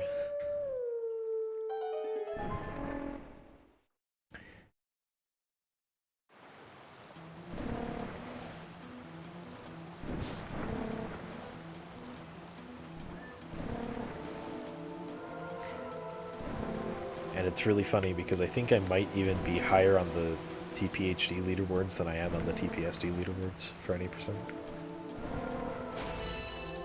I'm not sure though.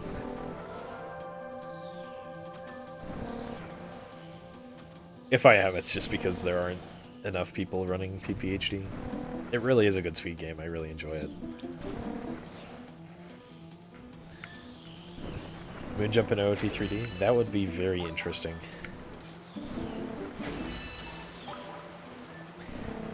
I know the Wind Waker has an any percent with Moonjump category. It's like 30 minutes long. Gets free barrier skip, even before barrier skip was discovered.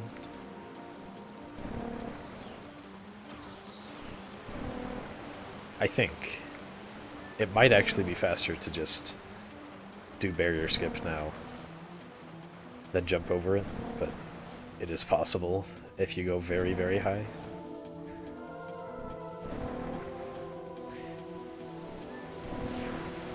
I finished Kargarok Flight because that will always put me in Upper Zora's River, so I can get Aiza's bug. Don't know Aiza. I don't know Aiza. Nice.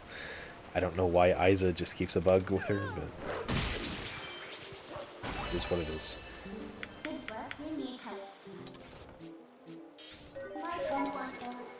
Okay. Now we warp Kakariko.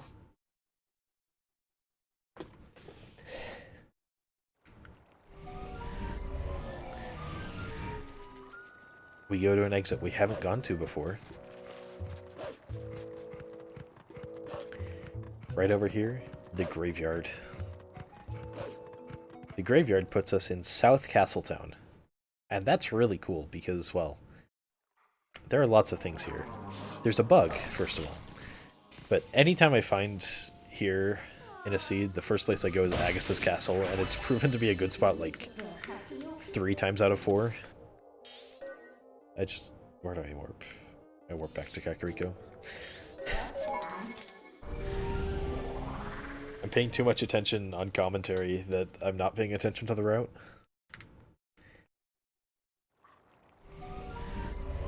Okay. 5 bugs left in the Twilight. I can't go that way to warp, or I can't go that way to transform because of Tallow. Thanks, Tallow.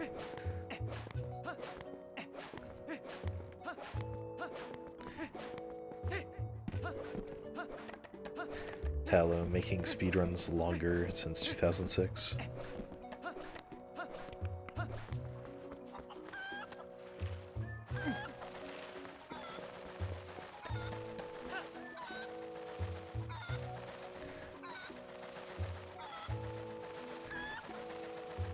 Okay. This is the 3rd time we will be entering the Watchtower top door.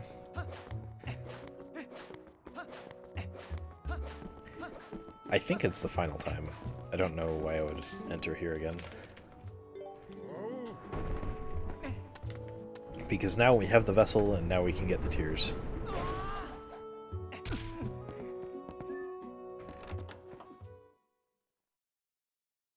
Okay, coming up real soon, after I get these 2 tears and then go and fight the boss bug. It's just kind of a boss rush all the way to the end. So, get excited for that. I never got the wall bug in Zora's Domain. I need to do that. When was I supposed to do that? Oh, right after the Castletown bug. Just a slight deviance in route.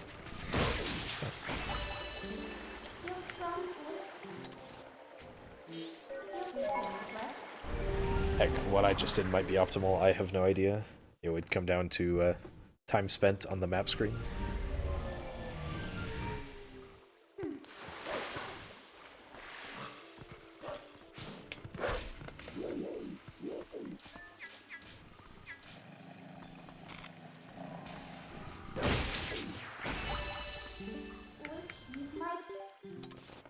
Get that warp down to Lake Hylia.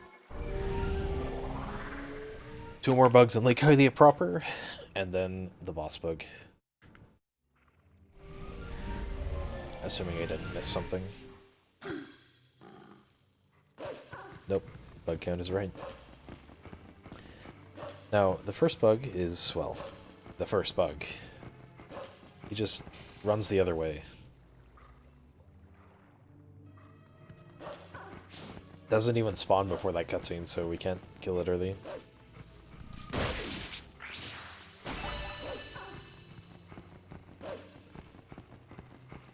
Then we have to make the slow trek over to that bug over there. Because there just isn't a better way to get over here. Yes, beta quest. Loading zone randomizer by Dragonbane.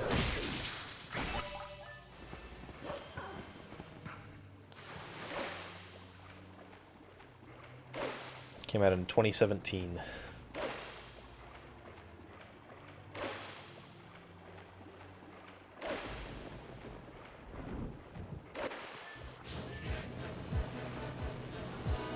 Current world record for beta quest all dungeons is 9 hours and 40 minutes.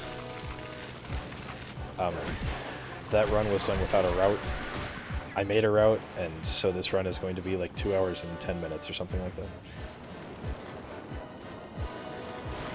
It's based on file name. So, as long as you use the file name, it's always the same.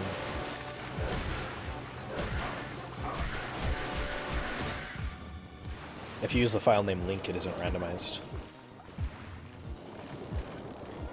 Which has some perks because stuff like EMS is possible in this version. So it's kind of like a better TPHD, but no one ever used it as such. as far as I know.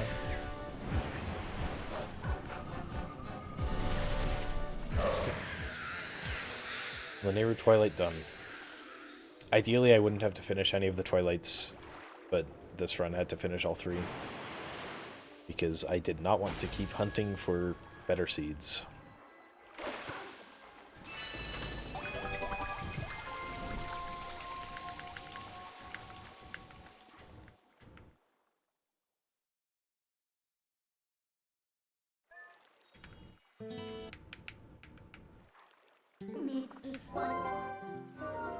Okay. Now that we finished the Twilights, it's just, you know, I have to finish all of the rest of the bosses, and we're done. I've already beaten, in this order, Fyrus, Argarok. I'm trying to remember. Oh, leave south exit. Whoops. Went to the wrong place. Oh no, Tallow noticed me. So, I beat Fyrus, Argarok, and then Diababa, I think, was the next one.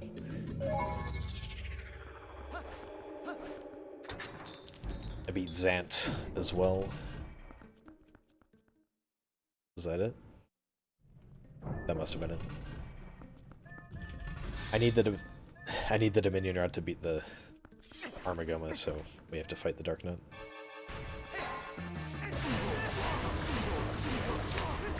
Zant was after Diababa, so I'm pretty sure Zant was 4th.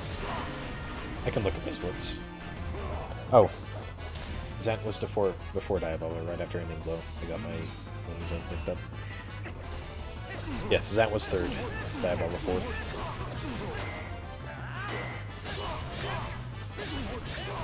Excuse my slow strats. This is not a very optimal run, in general. Why am I mashing? There's no text.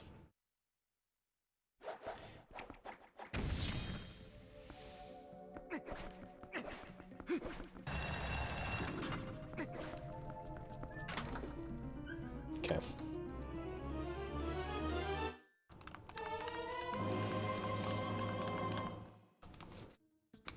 So yeah, Goron mines first.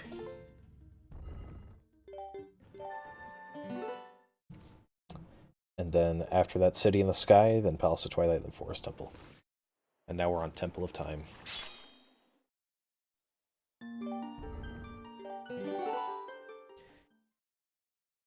Save warping is also randomized, but it's less randomized.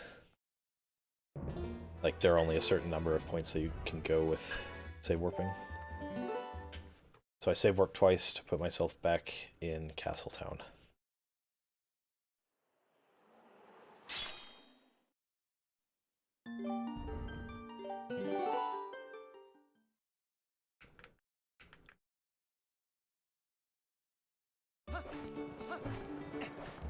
This is because there's this neat little place called the Goron Shop, right here. And the left entrance to the Goron Shop leads us to West Tyrell Field, which is pretty close to Armagoma.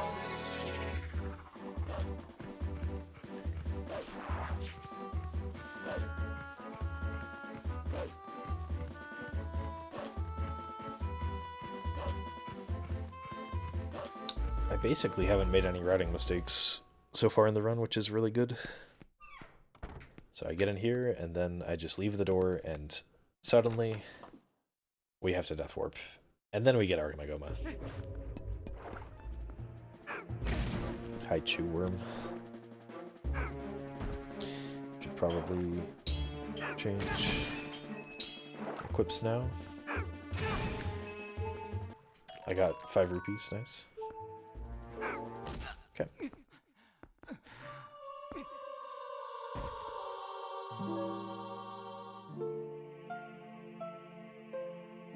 Time for Armagoma. RNG boss.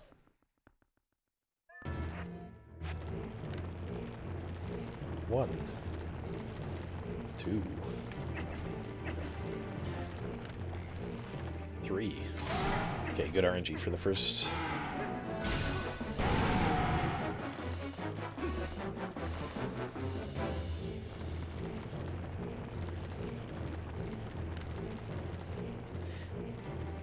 Bo slapped me like 6 times today.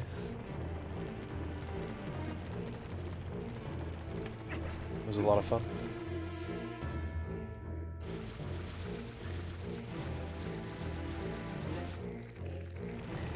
After this run, I'm going to be doing a beta quest any percent run, which the world record is 10 minutes 52 seconds.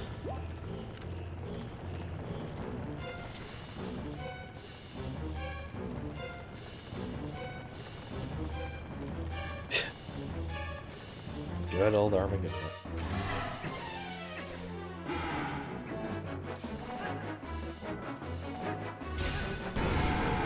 Okay, one more hit.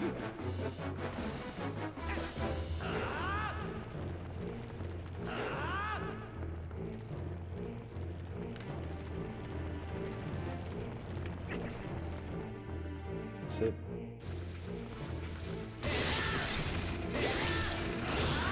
I see Armageddon coming from the corner so rarely that I wasn't sure if that was the corner or the side.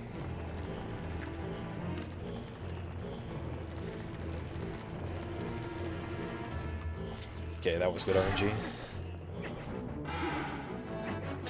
So, mostly good RNG, at least.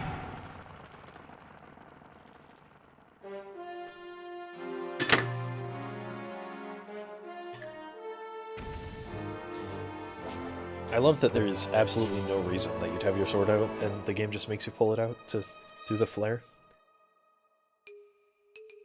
To do the TP time loss.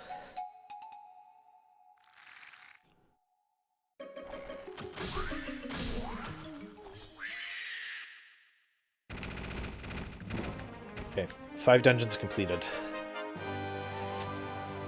Okay, I've got a question, chat. Should I fight Stallard, or should I skip Stallard? What do you say?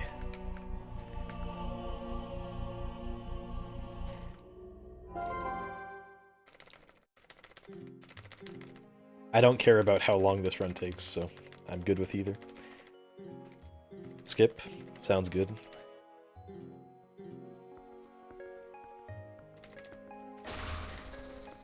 Yeah. Because of the all dungeons definition being get to the loading zone as fast as possible. Or get to the save prompt as fast as possible, we don't need to fight Stallard. And I won't even be going through the back entrance.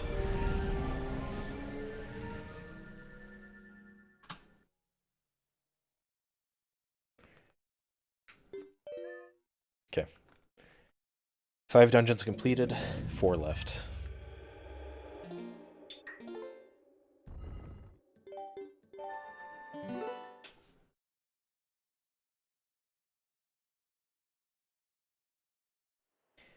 Arbiters, then Snowpeak, then Lakebed, then Hyrule Castle.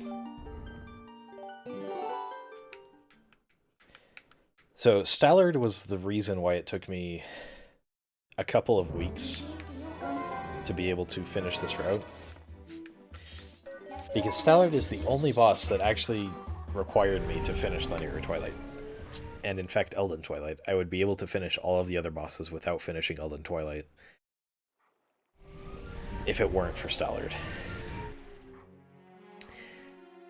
So I was playing through one day and I decided, you know what, let's just finish Linear Twilight, see if I can find Stallard. And then, like, the second loading zone I went through, which happened to be Fire's Cannon, it just led me there.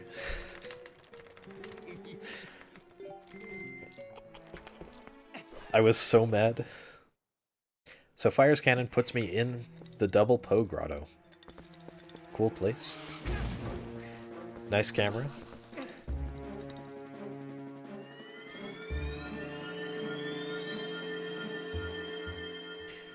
And that puts me in Stallard's room. Hi, Stallard.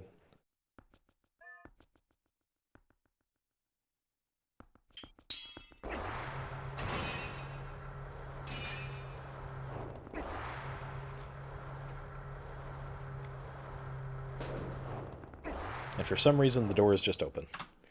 So we just walk out, and it counts. We get to the same prompt, so it counts.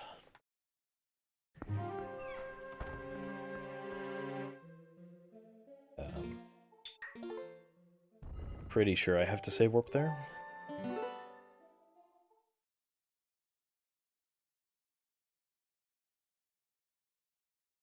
I mean, yeah, he's already dead.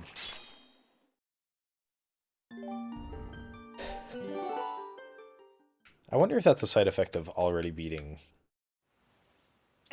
No. Already beating Argarok or something. But it doesn't make a lot of sense.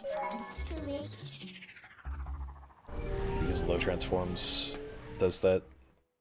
Beats Argarok before Stallard, and we still have to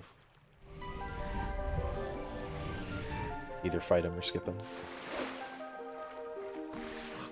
Okay, now we go out the left exit here. Yo, the dashing wolf guy. How's it going?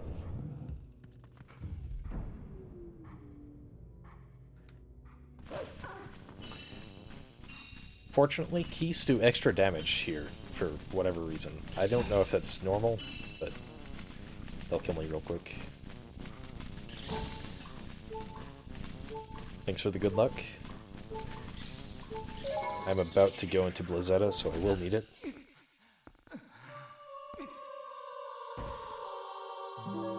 Because dying to Blizzetta sounds slow. It is normal. Good to know. Probably should have switched my equips before dying.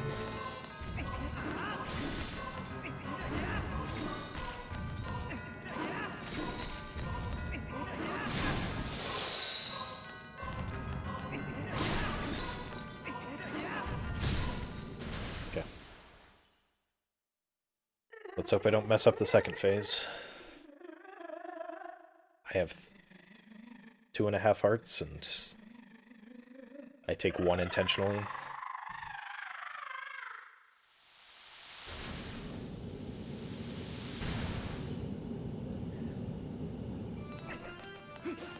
Might be able to get this heart for safety here.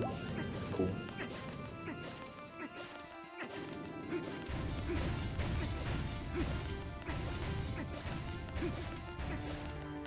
Okay.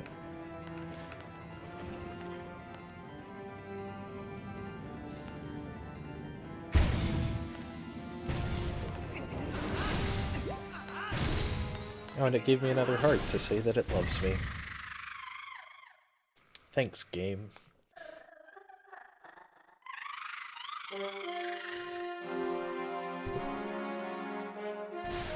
Wow. With an actually good run, maybe this route would be able to sub 2. I didn't think it was going to be as close as it is to sub 2. It's going to be like 210 though, so don't get your hopes up.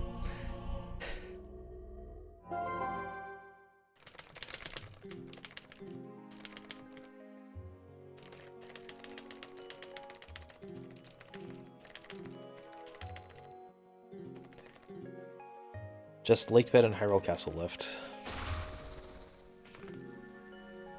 Okay, I'm gonna do the gainer, but I'm not even gonna get the heart container, so it's just a flex.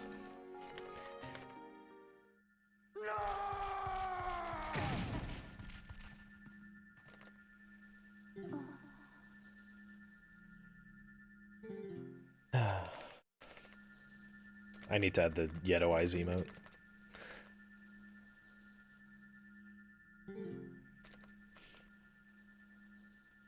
It's a good top tier emote there.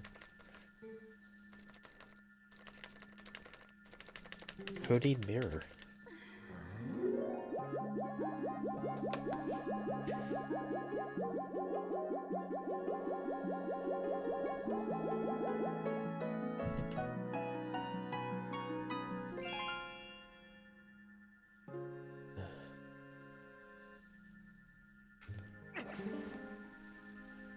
Okay. I am not used to Morpheal in TPHD without Zora armor. Because no one is. Why would you ever fight Morpheal in TPHD with Zora armor? But that's a late split, but whatever. Oh, save warp. I don't even have to roll over there.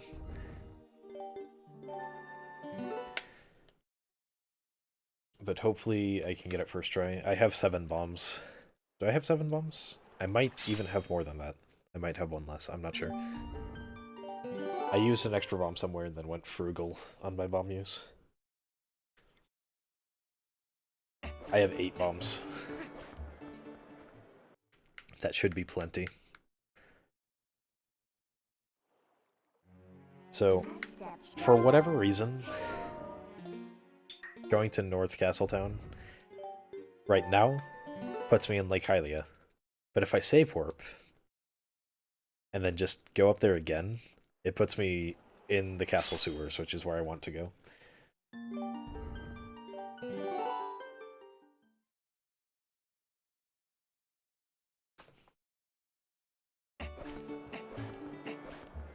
I have no idea why it changes it.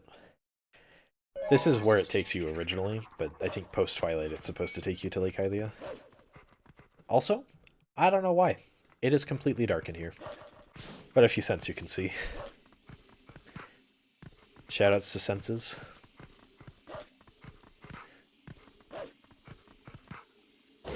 Really enjoy smelling.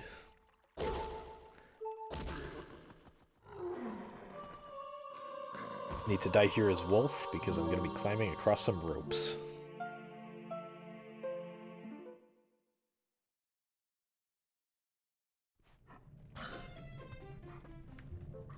Welcome to Telma's Bar. For the second time this run. The first time was the first split. Because leaving Telma's Bar, going to Giovanni's place, puts us in the room with the bow, so I got that real early.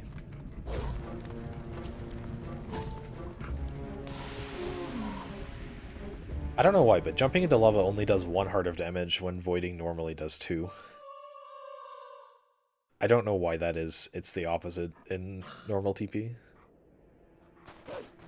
Okay, just need to aggro these guys over here. Then prepare more fuel.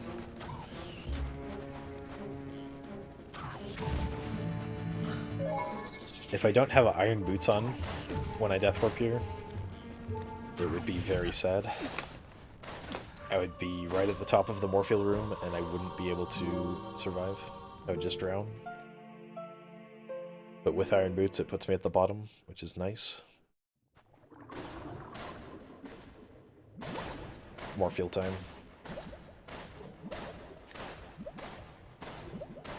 Also, I don't have enough air to actually get to Morpheal, so I have to use a bomb.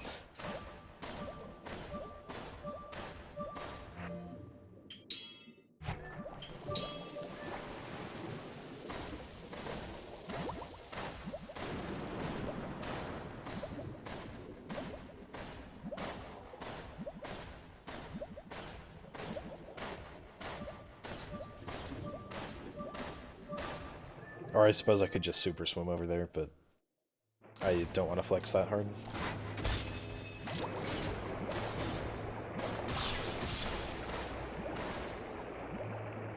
I want people to think that this isn't a task, you know? If this is a task, it's the worst task in the world.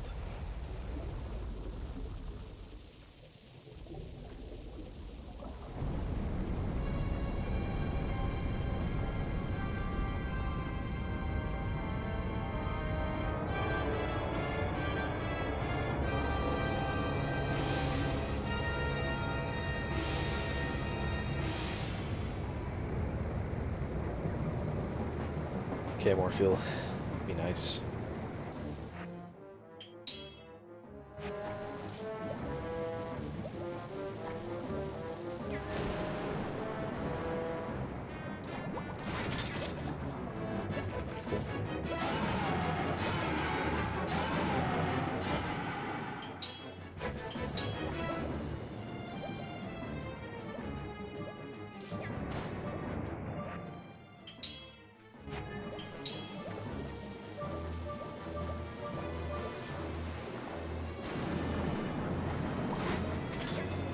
Am I actually gonna get a 2-bomb first try?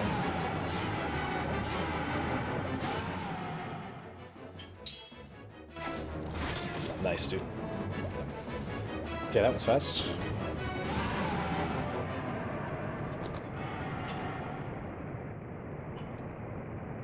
So, the reason why we do more fuel last is because finishing Lakebed puts us in the Midness Desperate Hour state. And that really sucks, because, well, finishing MDH is slow. So I'd rather just go straight to Ganon from there. I was also considering doing the White Midna glitch, but I opted not to, because it was fast enough to get to Ganon otherwise. The run is almost over.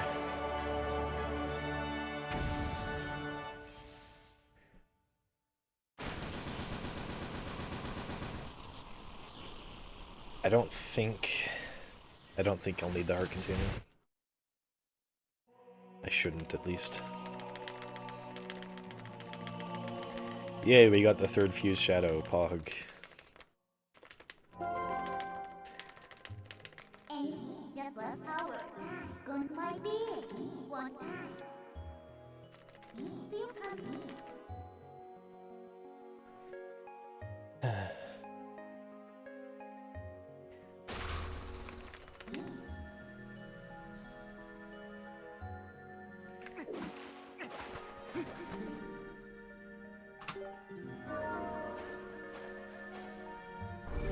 Alright. So we'll have the MDH cutscene. That puts us in North Farron.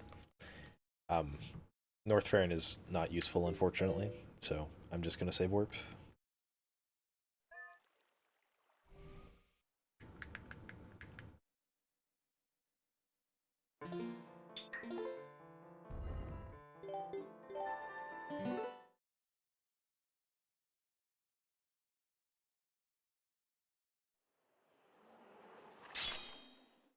.201 on the save file and 206 on the splits. That's how much we save warp in this run.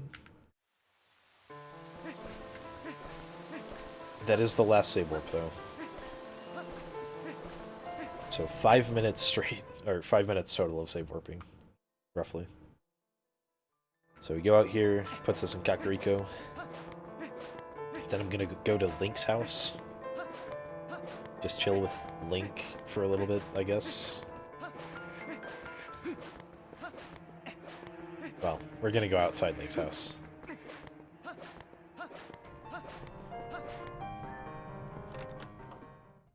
We're gonna go to the right entrance instead of the left. And then we're gonna enter Link's house. Just go home. Then just roll back a few steps.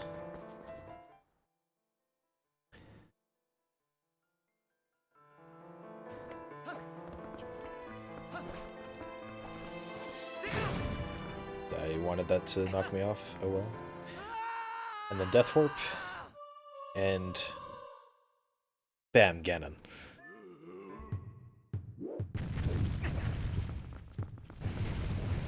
I wasn't ready for him.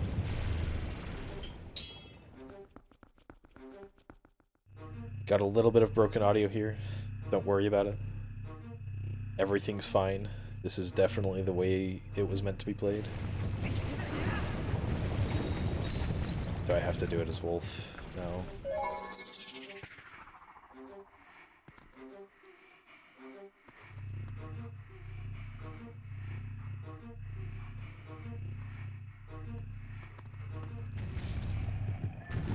We get the Grey Hand. Yeah, he punished there too.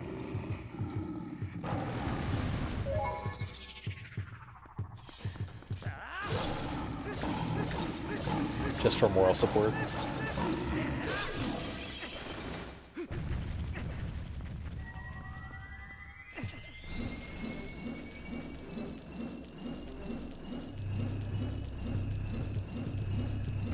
Depends on the question.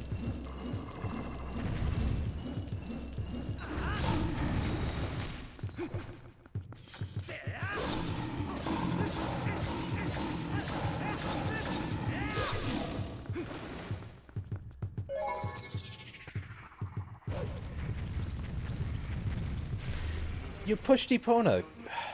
How rude.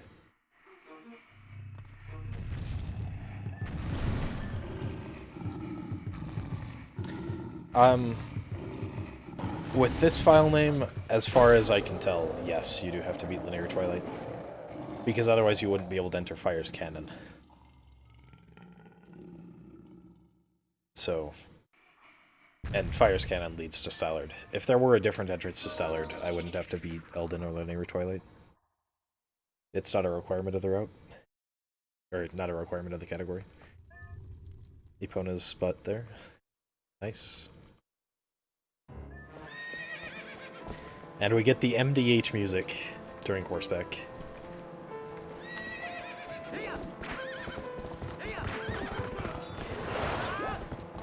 Yeah, it's possible that one other would require Linear Twilight as well. Understand, I did spend, like, more than 10 hours looking for the Stallard entrance. I had found every boss and I was just looking for that one.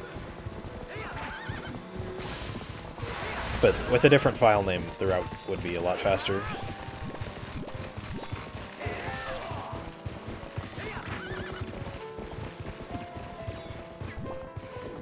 Nice turn.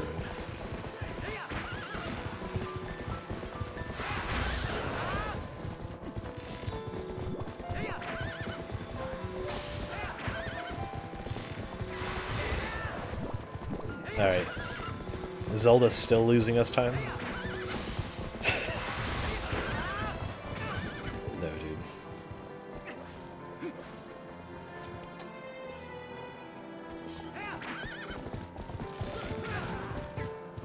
How?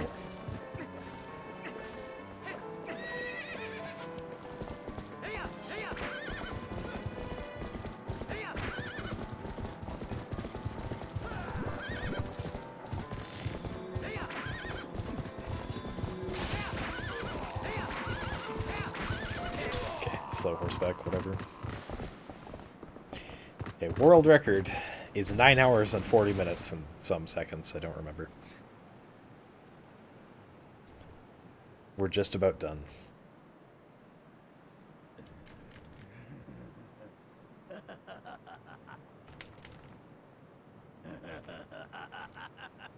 Yeah, it might be close.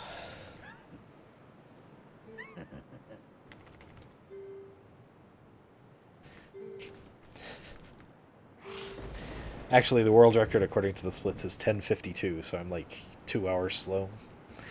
So, unfortunately, this isn't world record. I'm sorry, guys.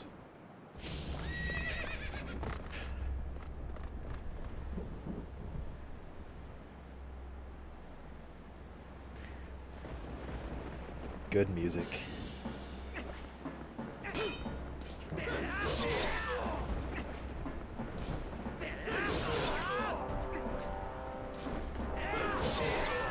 Good music. Okay, 2:12:55. Well, that's a run. File name Anno. Can be completed with all dungeons in 2 hours and 12 minutes and 55 seconds. And even faster if you're not a dumb moron. Like me. It was really fun to route this. Just looking for all of the stuff was fun, and trying different file names, and then realizing new things about Beta Quest, like, as I went, was really fun. This was one of, like, I want to say 6 categories on the Twilight Princess extension leaderboards that I hadn't done yet. So it's nice to get one knocked off the list.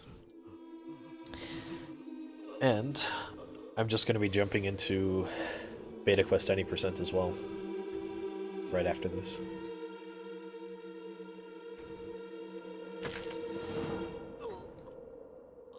GG. I mean, it is a world record, so I'd feel bad not watching through the credits, but at the same time, it's 16 minutes of credits. Plus whatever TPHD adds, but I'm not going to watch through the TPHD part. I don't know, I haven't watched through the credits before. Maybe DB shortened them. I doubt it, though. Maybe he made everything random in the credits as well.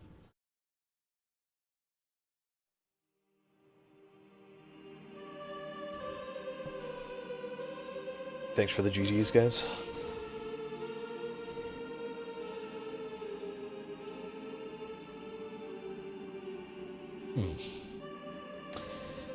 So, the monitor that my Wii U is hooked up on is also the monitor for my computer. Well, it's my big monitor that I use for my computer, and it's hooked up to my computer because I was too lazy to disconnect it. And I'm trying to take a screenshot of LiveSplit, but the window popped up on that screen.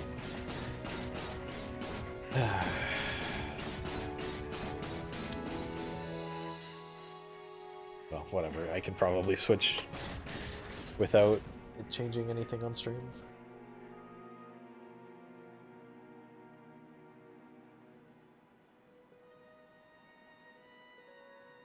Could take an OBS screenshot. I just take a LiveSplit screenshot though for splits, and then I take another one to post on Twitter just of OBS.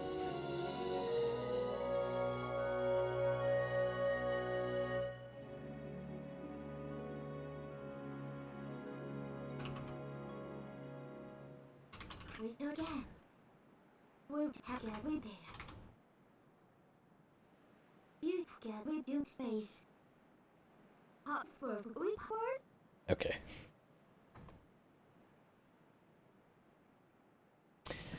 I suppose chat would like that, because chat is on screen.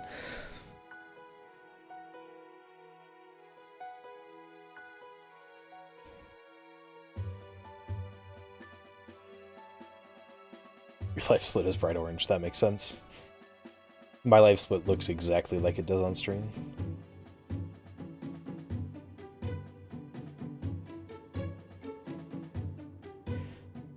Alright. Let's post that on the Discord.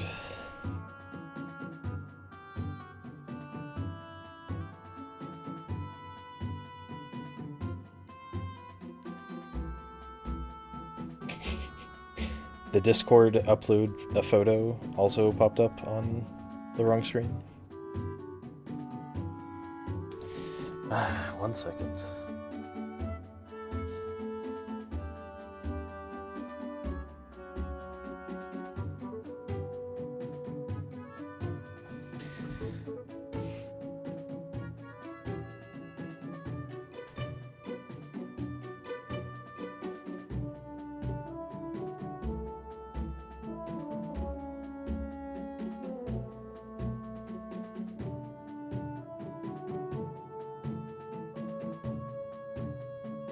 Alright. So we're gonna watch through the main part of the credits, just because, you know, you gotta. And then I'm gonna do a beta quest 90% run. Maybe multiple, because it's so quick.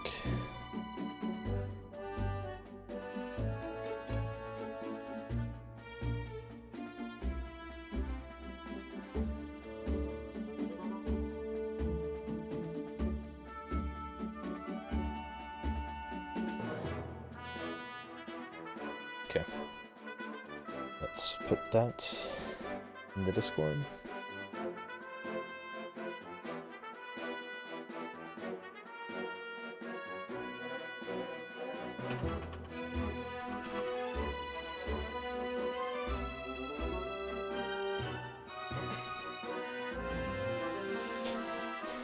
Alright.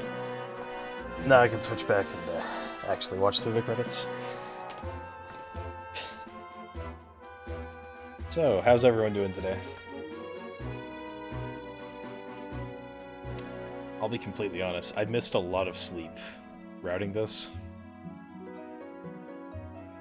And so, I've been really tired lately, and today's no exception, but I'm glad to have this done.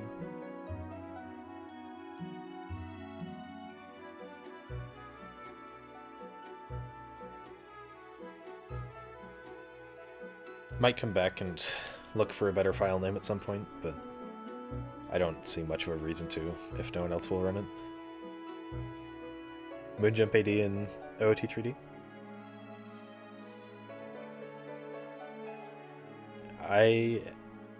I'm very interested in how that goes, good luck. Moonjump AD in Twilight Princess is, like, probably my second or third favorite category out of all of them. It's super fun.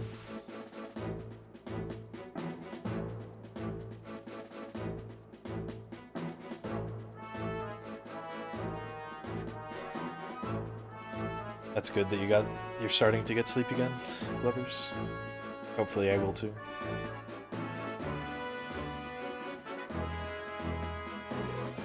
You're gonna plus all dungeons with portals.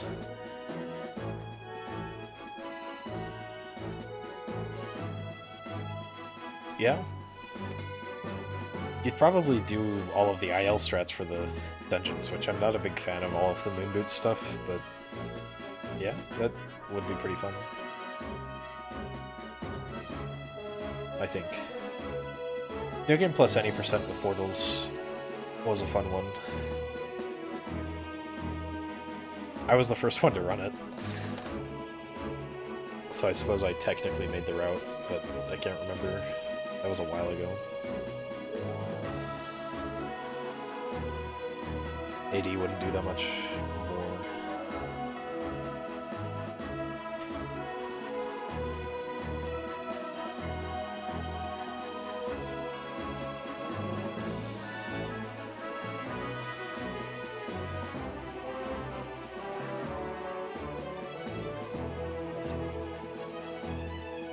It took me 5 minutes to get to the grove, and Chad finally got there after 2 hours. What a slowpoke.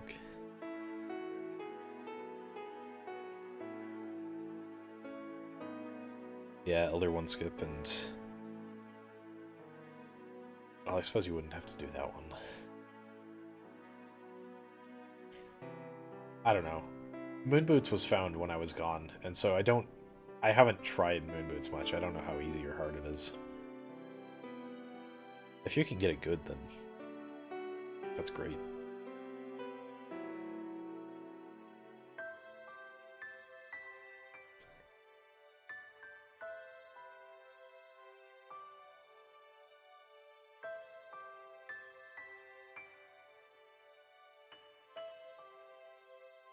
Because first frame is the highest, right? And you also need Jump Strike to make it work in GameCube. But you can do it with literally anything in HD.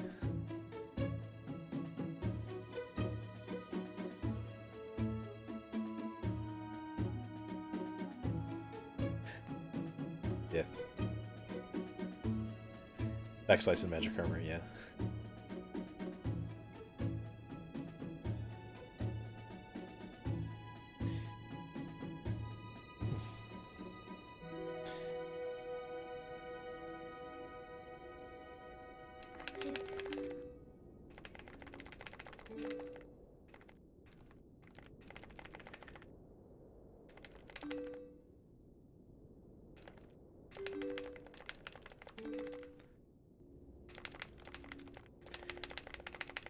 Yeah, I have no idea why, and we can't do it with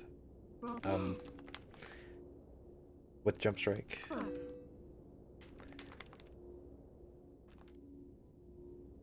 I think.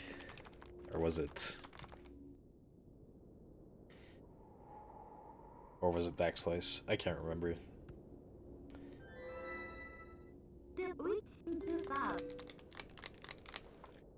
Yeah, but Ending Blow is very situational. Oh no, Beast. You're too late. I'm gonna do a beta quest 90% run after this. I will do a break slide as soon as I can.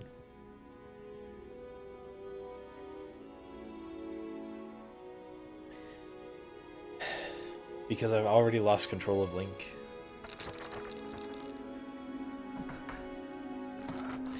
Oh, that's not even the worst do a break slide request I've had. There were plenty of people that requested a break slide right at the start of the post slide on low percent. And they just had to wait for 10 hours. Or more. It's okay, just 4 minutes more of credits, and then we'll be able to do it. Let me pull up the route.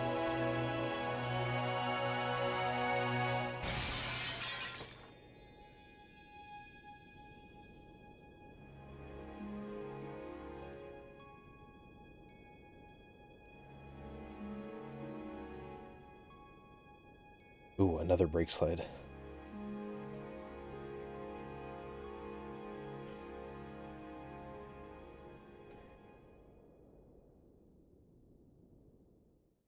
Okay, Beta Quest is a loading zone randomizer for Twilight Princess HD.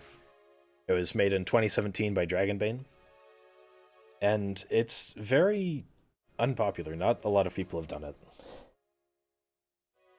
This was the second All Dungeons run that will be on the leaderboards. World record was 9 hours and 40 minutes, so I bopped Samu by just a little bit. And yeah, it randomizes loading zones and death warps and save warps based on your file name. So I used the file name Anno and made a route, and it was fun.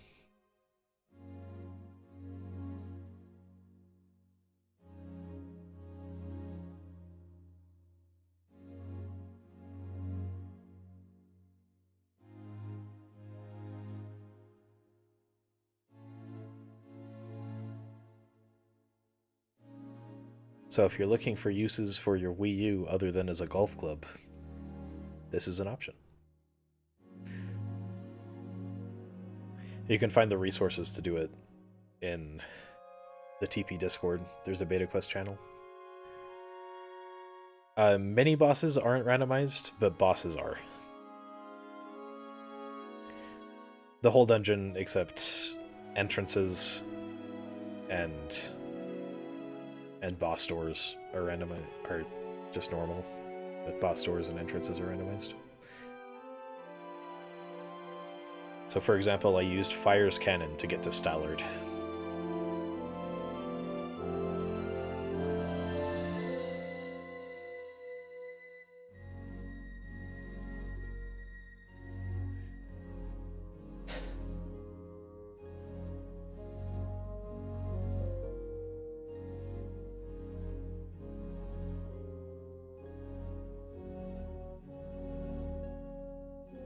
As far as I know, there is no spoiler log capability. I never asked in the Discord because I was keeping it secret that I was routing this. But I just played this seed for like 24 hours and documented everything. Sorry, Crosser. That's the any percent record. Let's see if I can fix it. I don't know why. Oh, I can't fix it. Yeah, I didn't stream for 2 weeks just because I was busy doing this.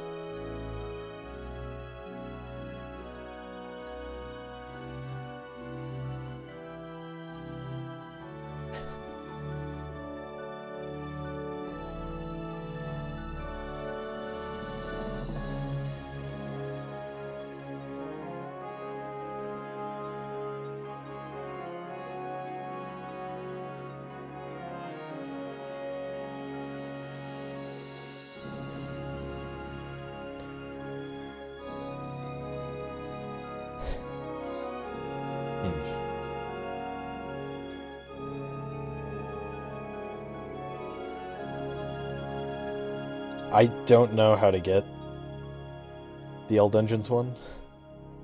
Oh no. Whatever.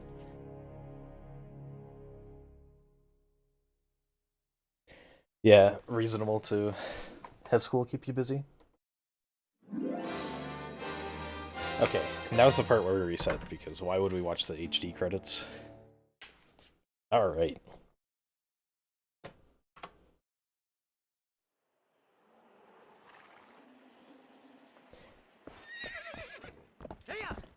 So, thanks for the welcome back, Crosser.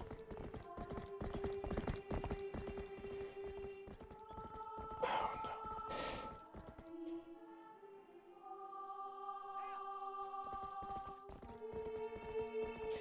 Okay, in comparison, any percent has 3 splits.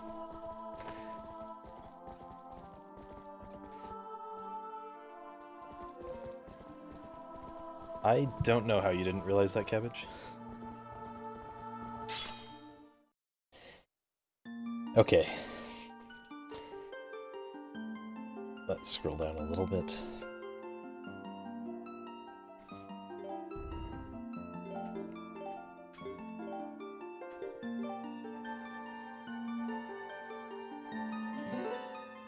The resources to get Beta Quest are in the TP Discord.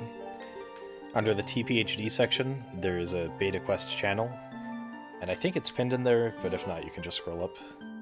And yes, Samu and Taka tied. I don't know why I'm erasing all 3, I won't need them. I'll need 2 of them. Okay. So, the file name for any percent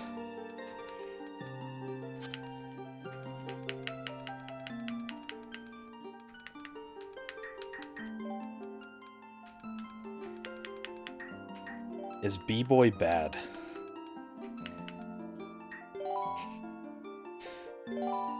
Okay, let's go. Didn't change the title, but whatever. It's a 10-minute long run. Alright, welcome to Beta Quest, where we beat the game really fast. So, first order of business, I don't need the bomb or the horse call, so I just go to Link's window, say hi to Epona. Go out the window.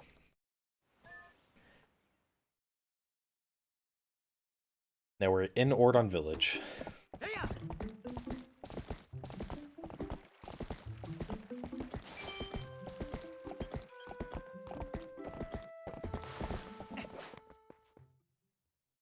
Enter Ordon Ranch. Enter Arbiter's Grounds. Go south here.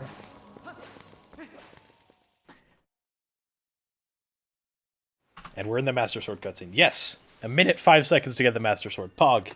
Let's go.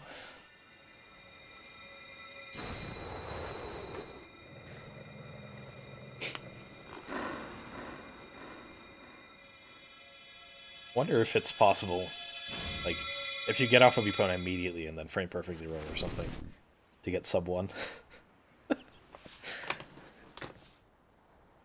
Yeah, human Master Sword bonus. Sub 21 Master Sword, that's right.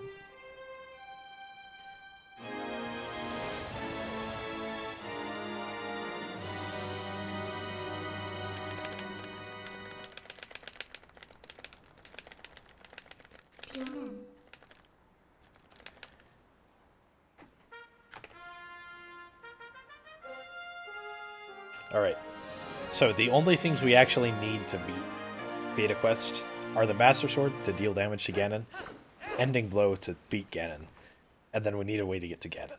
So, this file name is just the fastest known one to get those 3 things as fast as possible.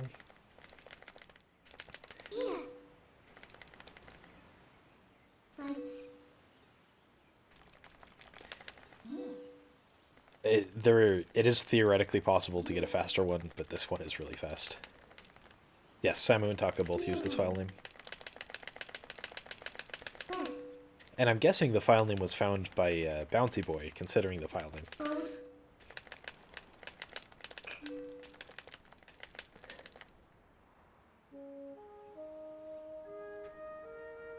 Okay. Now we have the Master Sword. It's time to save warp.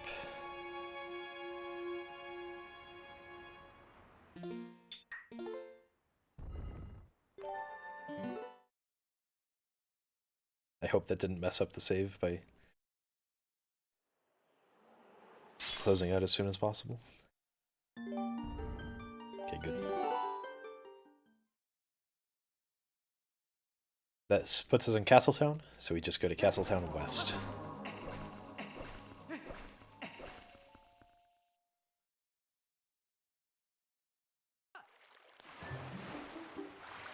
Ordon Village, Pog.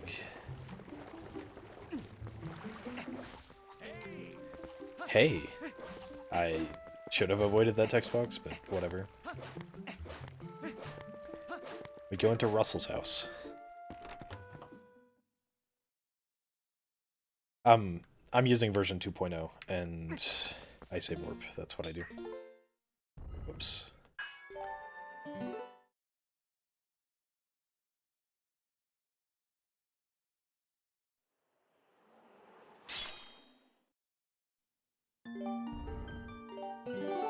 Okay. This puts us down in South Farron.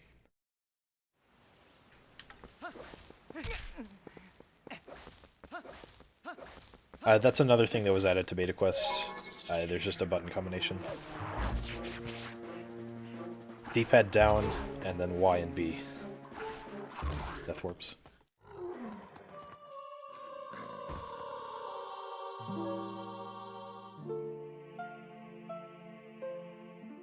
So I death warp here, and we go to North Farron in exactly the right state to get ending blow.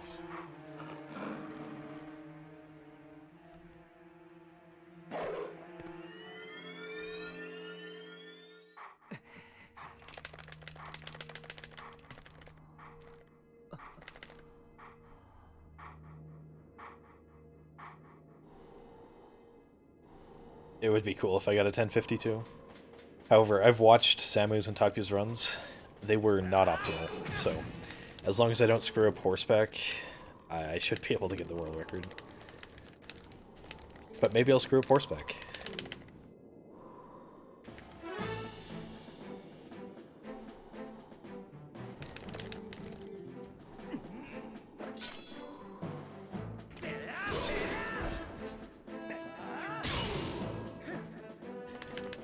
Alright, there's ending blow.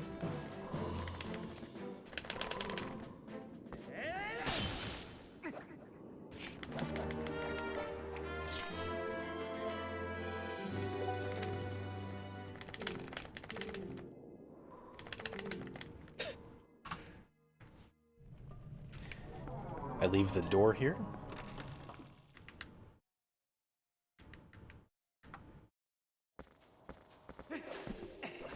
I jump down.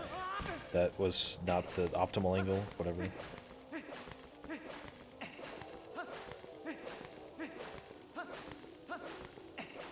Yep, we're back in Kakariko.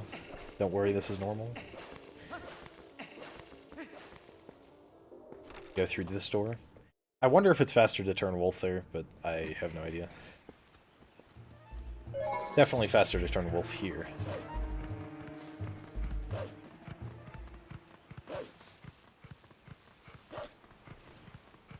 Okay. And voila, Ganon. Now, I don't even have Midna on my back, so, you know, there isn't even a hand.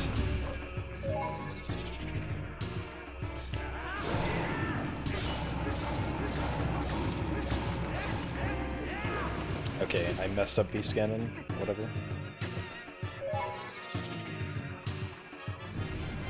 Yeah, no Zelda. If I remember right, Samu also messed up Beast Ganon.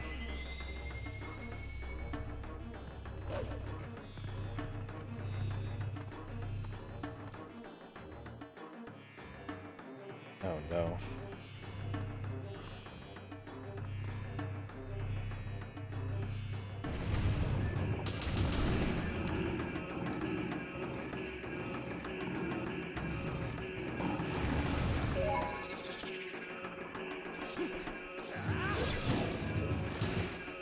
Apparently that's all it took.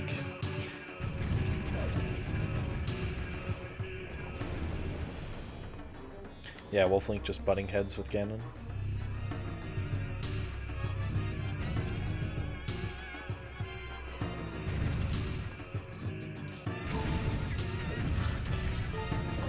Sure.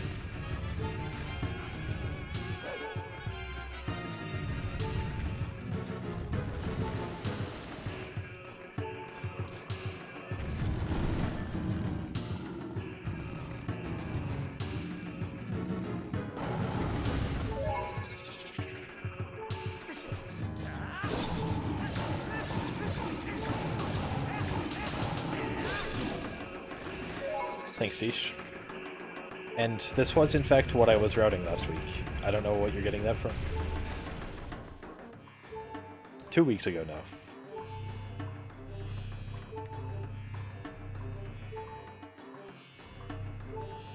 I think that was 5 portals, so good RNG, but not perfect.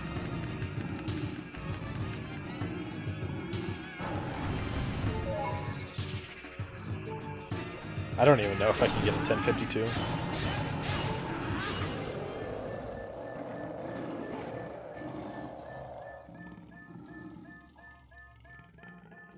Thanks, Freezer.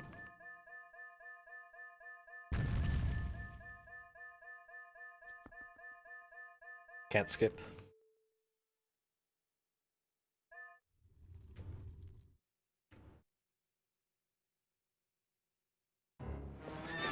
I messed up horseback pretty bad in the All Dungeons run, so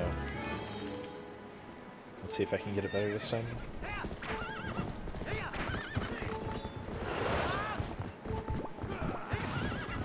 No. Okay. I mean, it's a 10-minute run.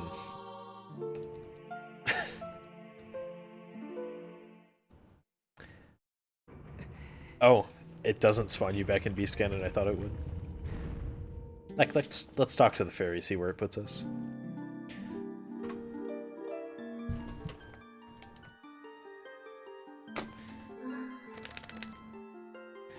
Yes, I would like to return to the surface.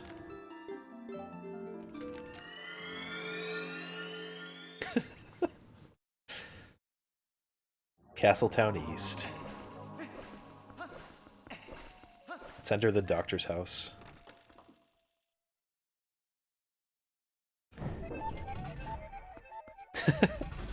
Okay, let's reset and do another. Beta Quest is so cool, man.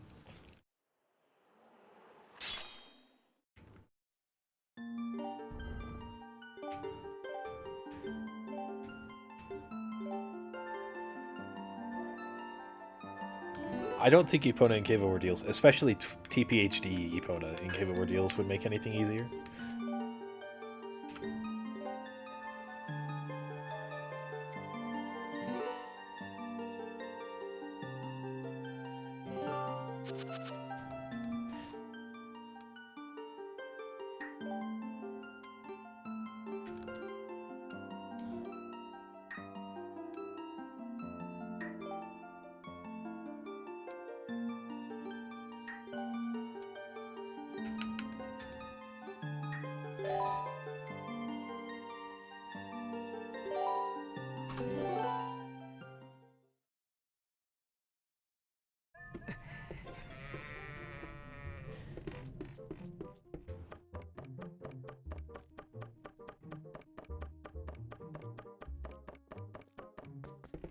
Oh, we need Epona and Cave of Ordeals because then we can backflip off of Epona on the Wii version. Yeah, that's... Yes.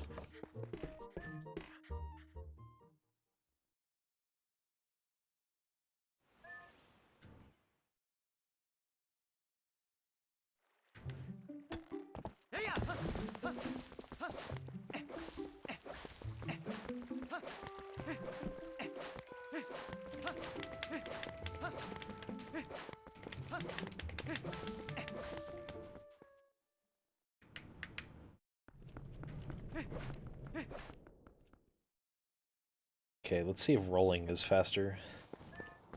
Those weren't even very good rolls. No, rolling unoptimally is not faster.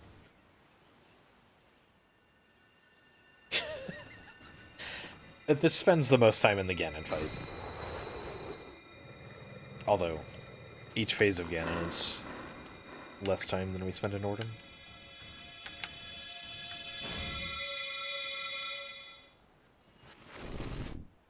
No, the longest we spend in any single map is the Master Sword cutscene.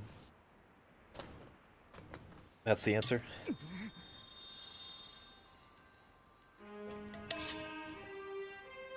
I forgot to do the brake slides. I'm a bad streamer. I've let 20 minutes pass without doing any brake slides. Horseback and Final Fight might be the same map, I'm not sure. They should be the same map, but I don't know.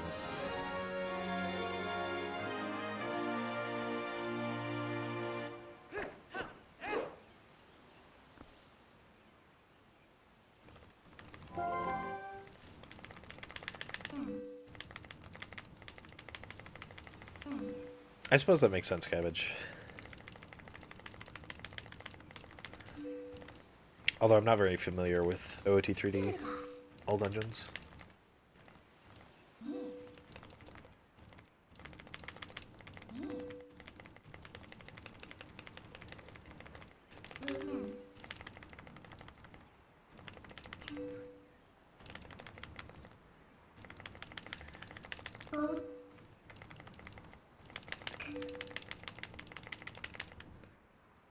Okay.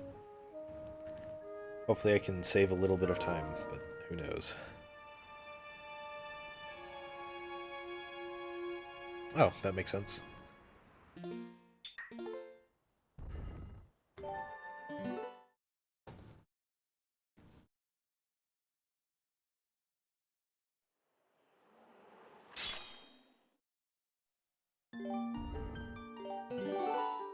The route for this category has 15 bullet points.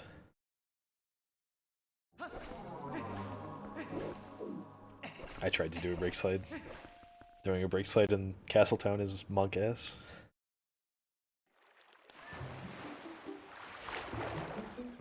Apparently holding down does not make you go down.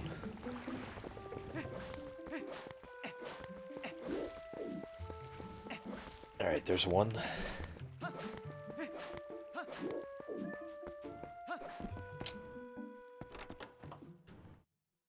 Lost a bit of time to those, but whatever.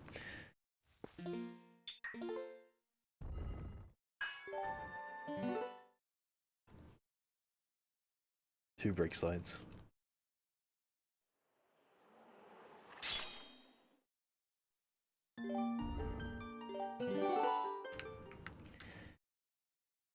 Okay.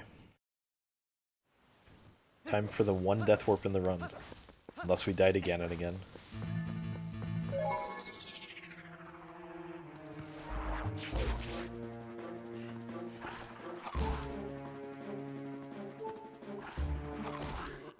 Okay.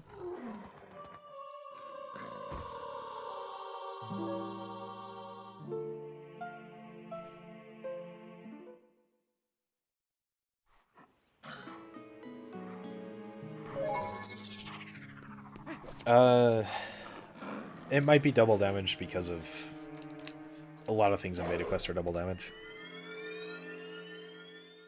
Because it just automatically applies the Ganondorf amiibo to you. So, they probably do half of that.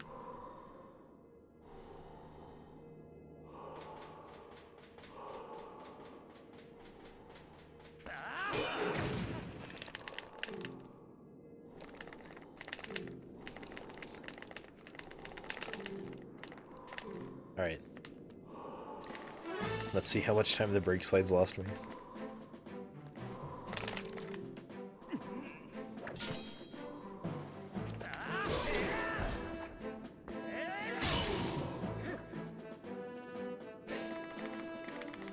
Just kidding, I remembered things from last run, and so I think I saved time still. Like, avoiding the Fado text. That's not Fado. Who is the guy? Okay, I didn't save time, I didn't lose time.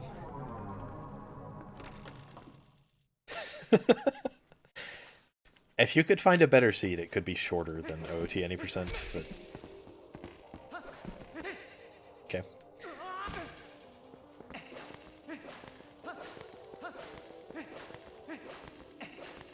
Squarehead man, yeah. It might be Fado, but I thought that was the Orden Ranch guy.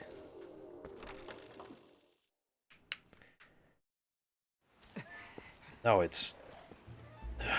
I don't remember his name. The loading zones are randomized, but it's based on file name, so If you find a file name that has better stuff, then it's consistent.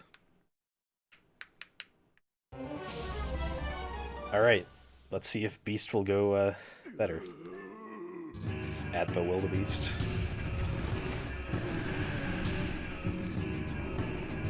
Maybe if I don't quick spin on the first hit, it will.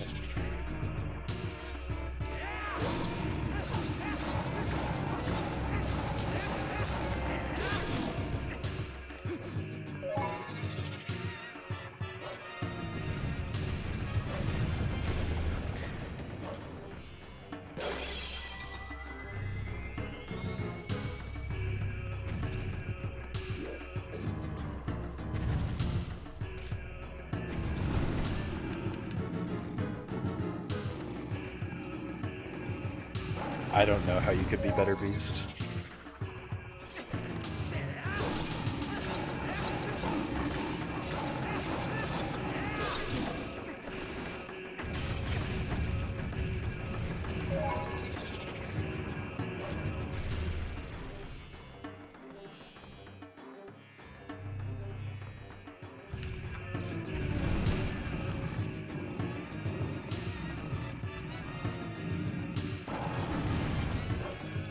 Alright, good Beast. Now I just have to get good horseback.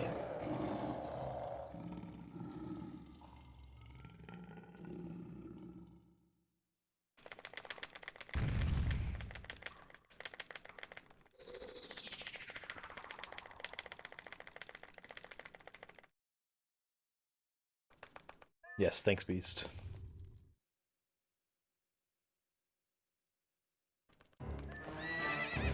Or should I say P-Beast?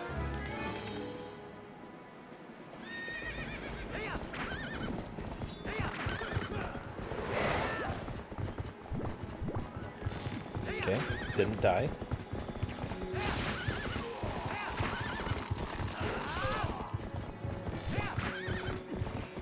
I need to go through and actually memorize the patterns.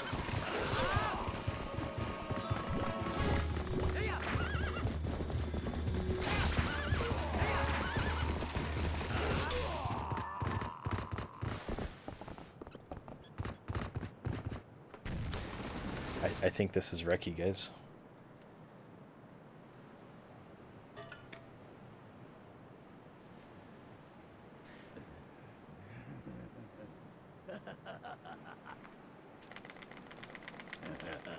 I could have waited and get a 1052. But then I'd be afraid that I'd just overshoot it and get a 1053.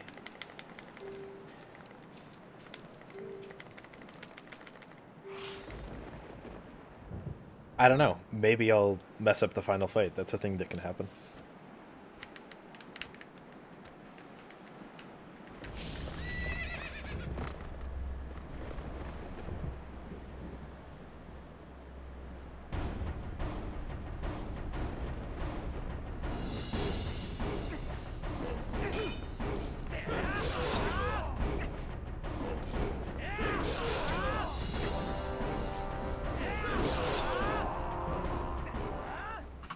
$10.35.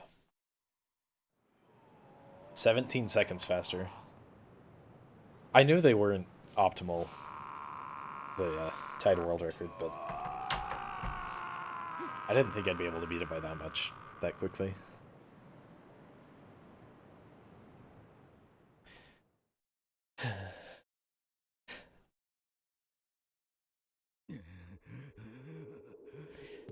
So yeah, that's beta quest 90%.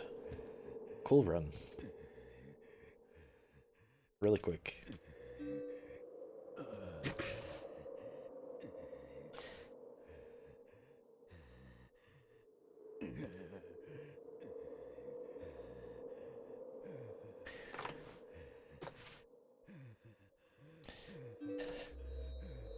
I thought I had cleared that text box. Now I look like a fool. I spent 2 weeks routing all dungeons and just copied the any percent route because, well, you can't get a lot better than that without a lot of work. It's been a lot of fun, but I think that's all of the beta quest I'm going to do for now. 2 world records in one stream. Nice. I want to say I've done that before. Okay, if you count low percent and roll goal percent, then yes, I have. But I also did a stream where I did just 10 meme categories to get them off the list of categories I needed to run. I don't remember how many of those were record, but I'm sure at least one of them was. 100% beta quest. If I don't even know if 100% is possible. I don't know if Zora armor is possible to get. Um, it probably is, but you might have to, like... I don't know what sort of states you need it to be in. Like, do you need to finish Elden Twilight? Do you need to beat King Bulblin 2? What has to happen? Or do you just have to get lucky?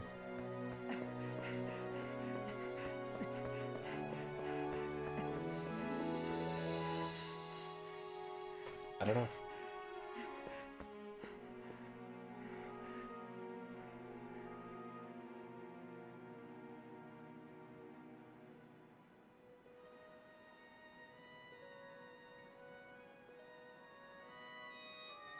I have IRL stuff going on for the rest of the days this week.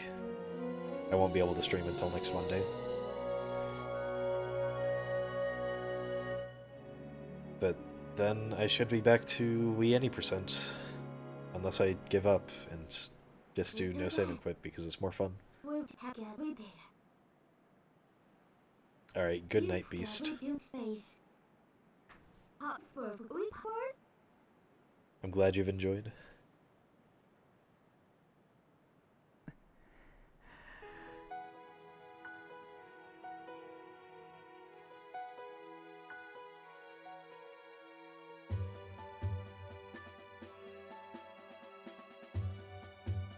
And Beast and Crow in the Rain, you got your brake slides in the world record video. Hog.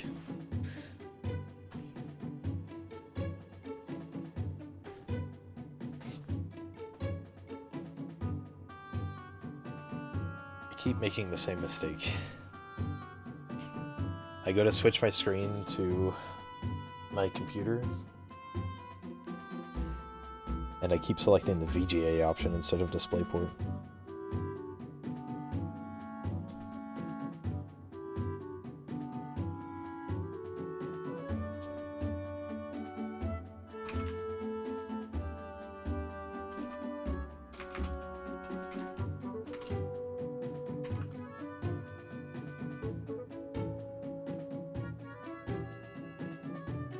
Alright.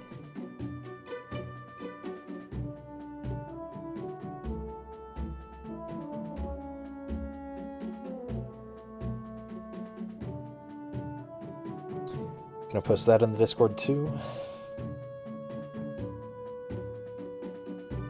Then we'll watch through the credits and then I'll be done.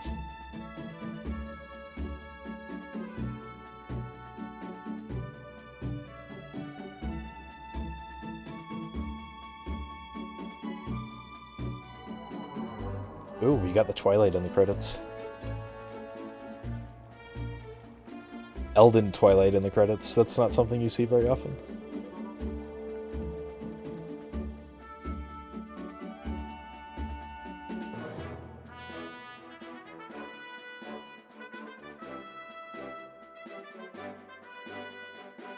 I think I saved that in the wrong place.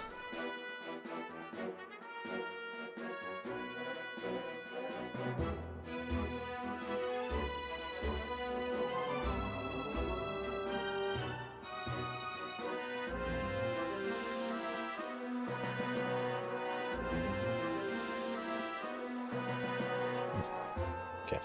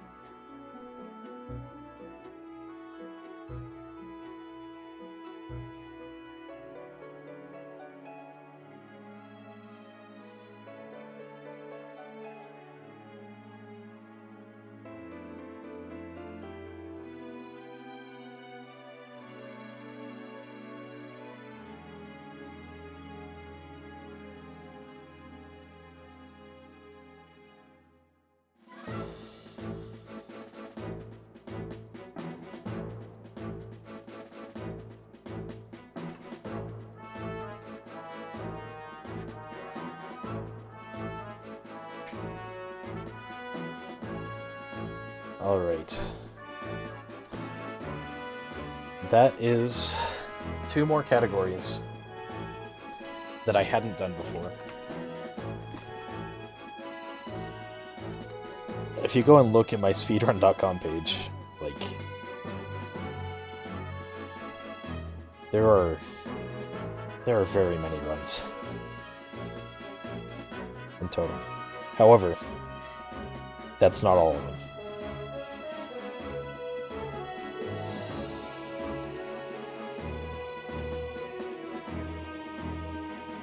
There are still categories I haven't done yet. Specifically, the hacked categories.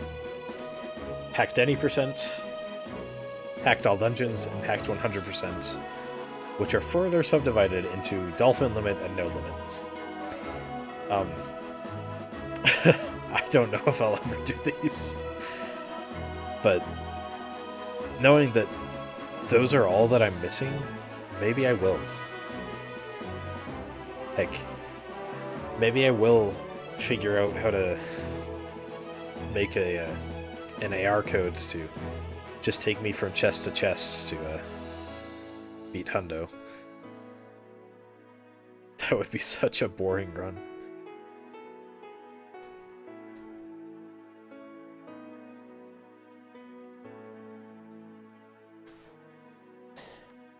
Hacked any % would be fairly easy to do.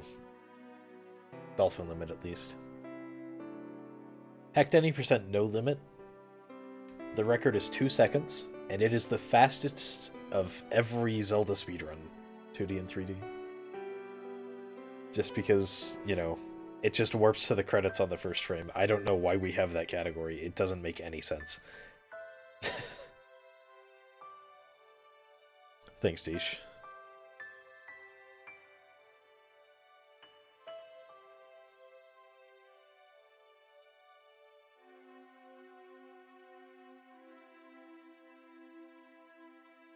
The problem is I just really don't like playing on Dolphin.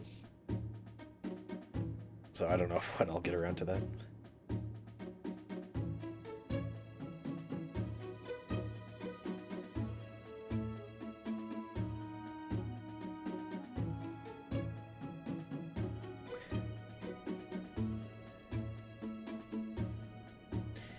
I mean, all you'd have to do Beta Quest, or not Beta Quest, hacked any % no limit, is just have an AR code that takes you to the credits, right? You could theoretically do that the frame after you start the run.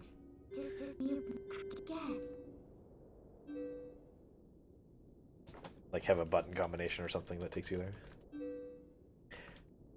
I want to do that on GZ or something. So I don't have to do any work and it's slow, but it works. I assume that can take you to the credits at least. I don't know.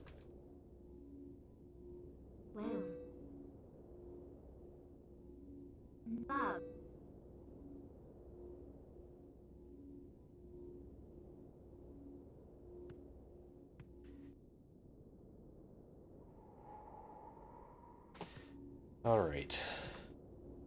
We'll finish the credits, and that'll be it for the day.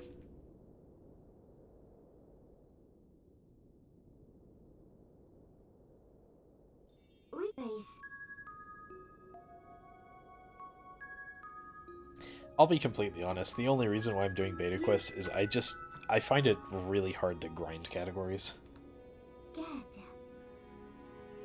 I just get distracted and want to do a different category every 2 PBs or something. But I'm gonna go back to Wii any %. I was having a lot of fun with it.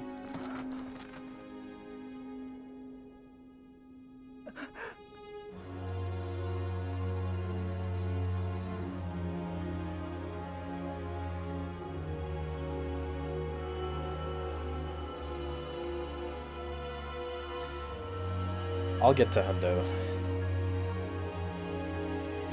But there are 2 categories I want to do first.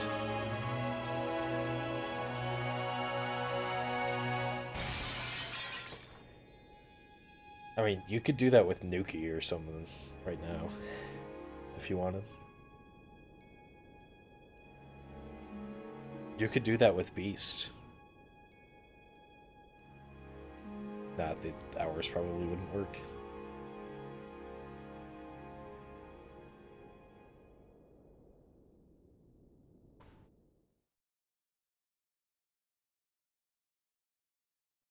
Yeah, that's really unfair. Yes, Kakariko Twilight in the credits. Let's get more of this.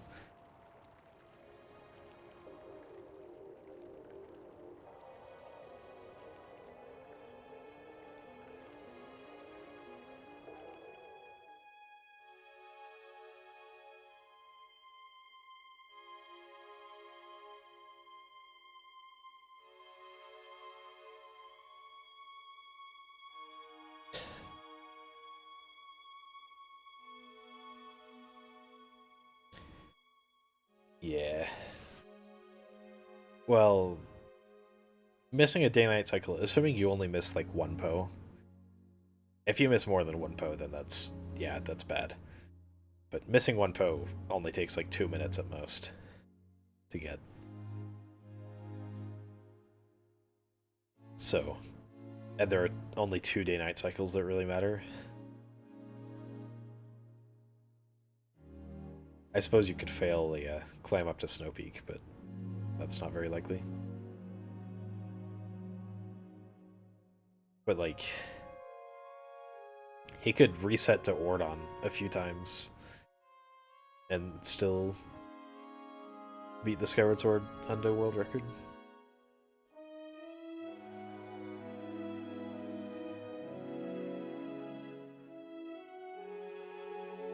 Alright, good night, Deesh. Thanks for stopping by.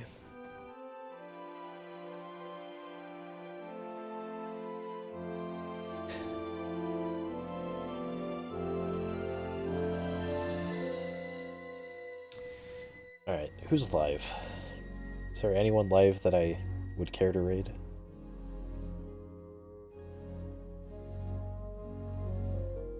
There is someone live that I would care to raid. Cool.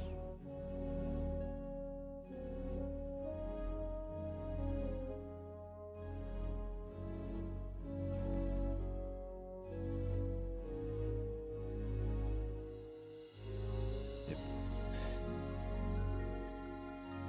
Master Sword's there. Nice. Actually, I think the Master Sword's always there. Maybe? Probably.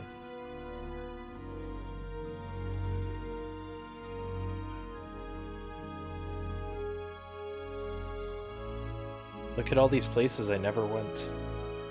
Who's that?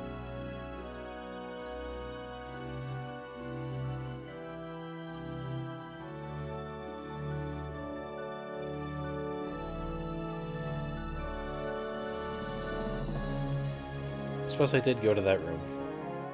Never on Epona, though. I thought Epona, like, only existed in Ordon and in dungeons.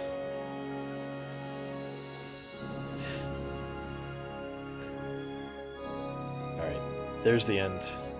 There's still the TPHD credits. I'm not going to make you watch through those. Also, last time I included the TPHD credits in a video on YouTube, it got copyright claimed, so I'm avoiding it for that too. Anyway, good night, everyone. We're gonna raid Dean Machine. See you next time.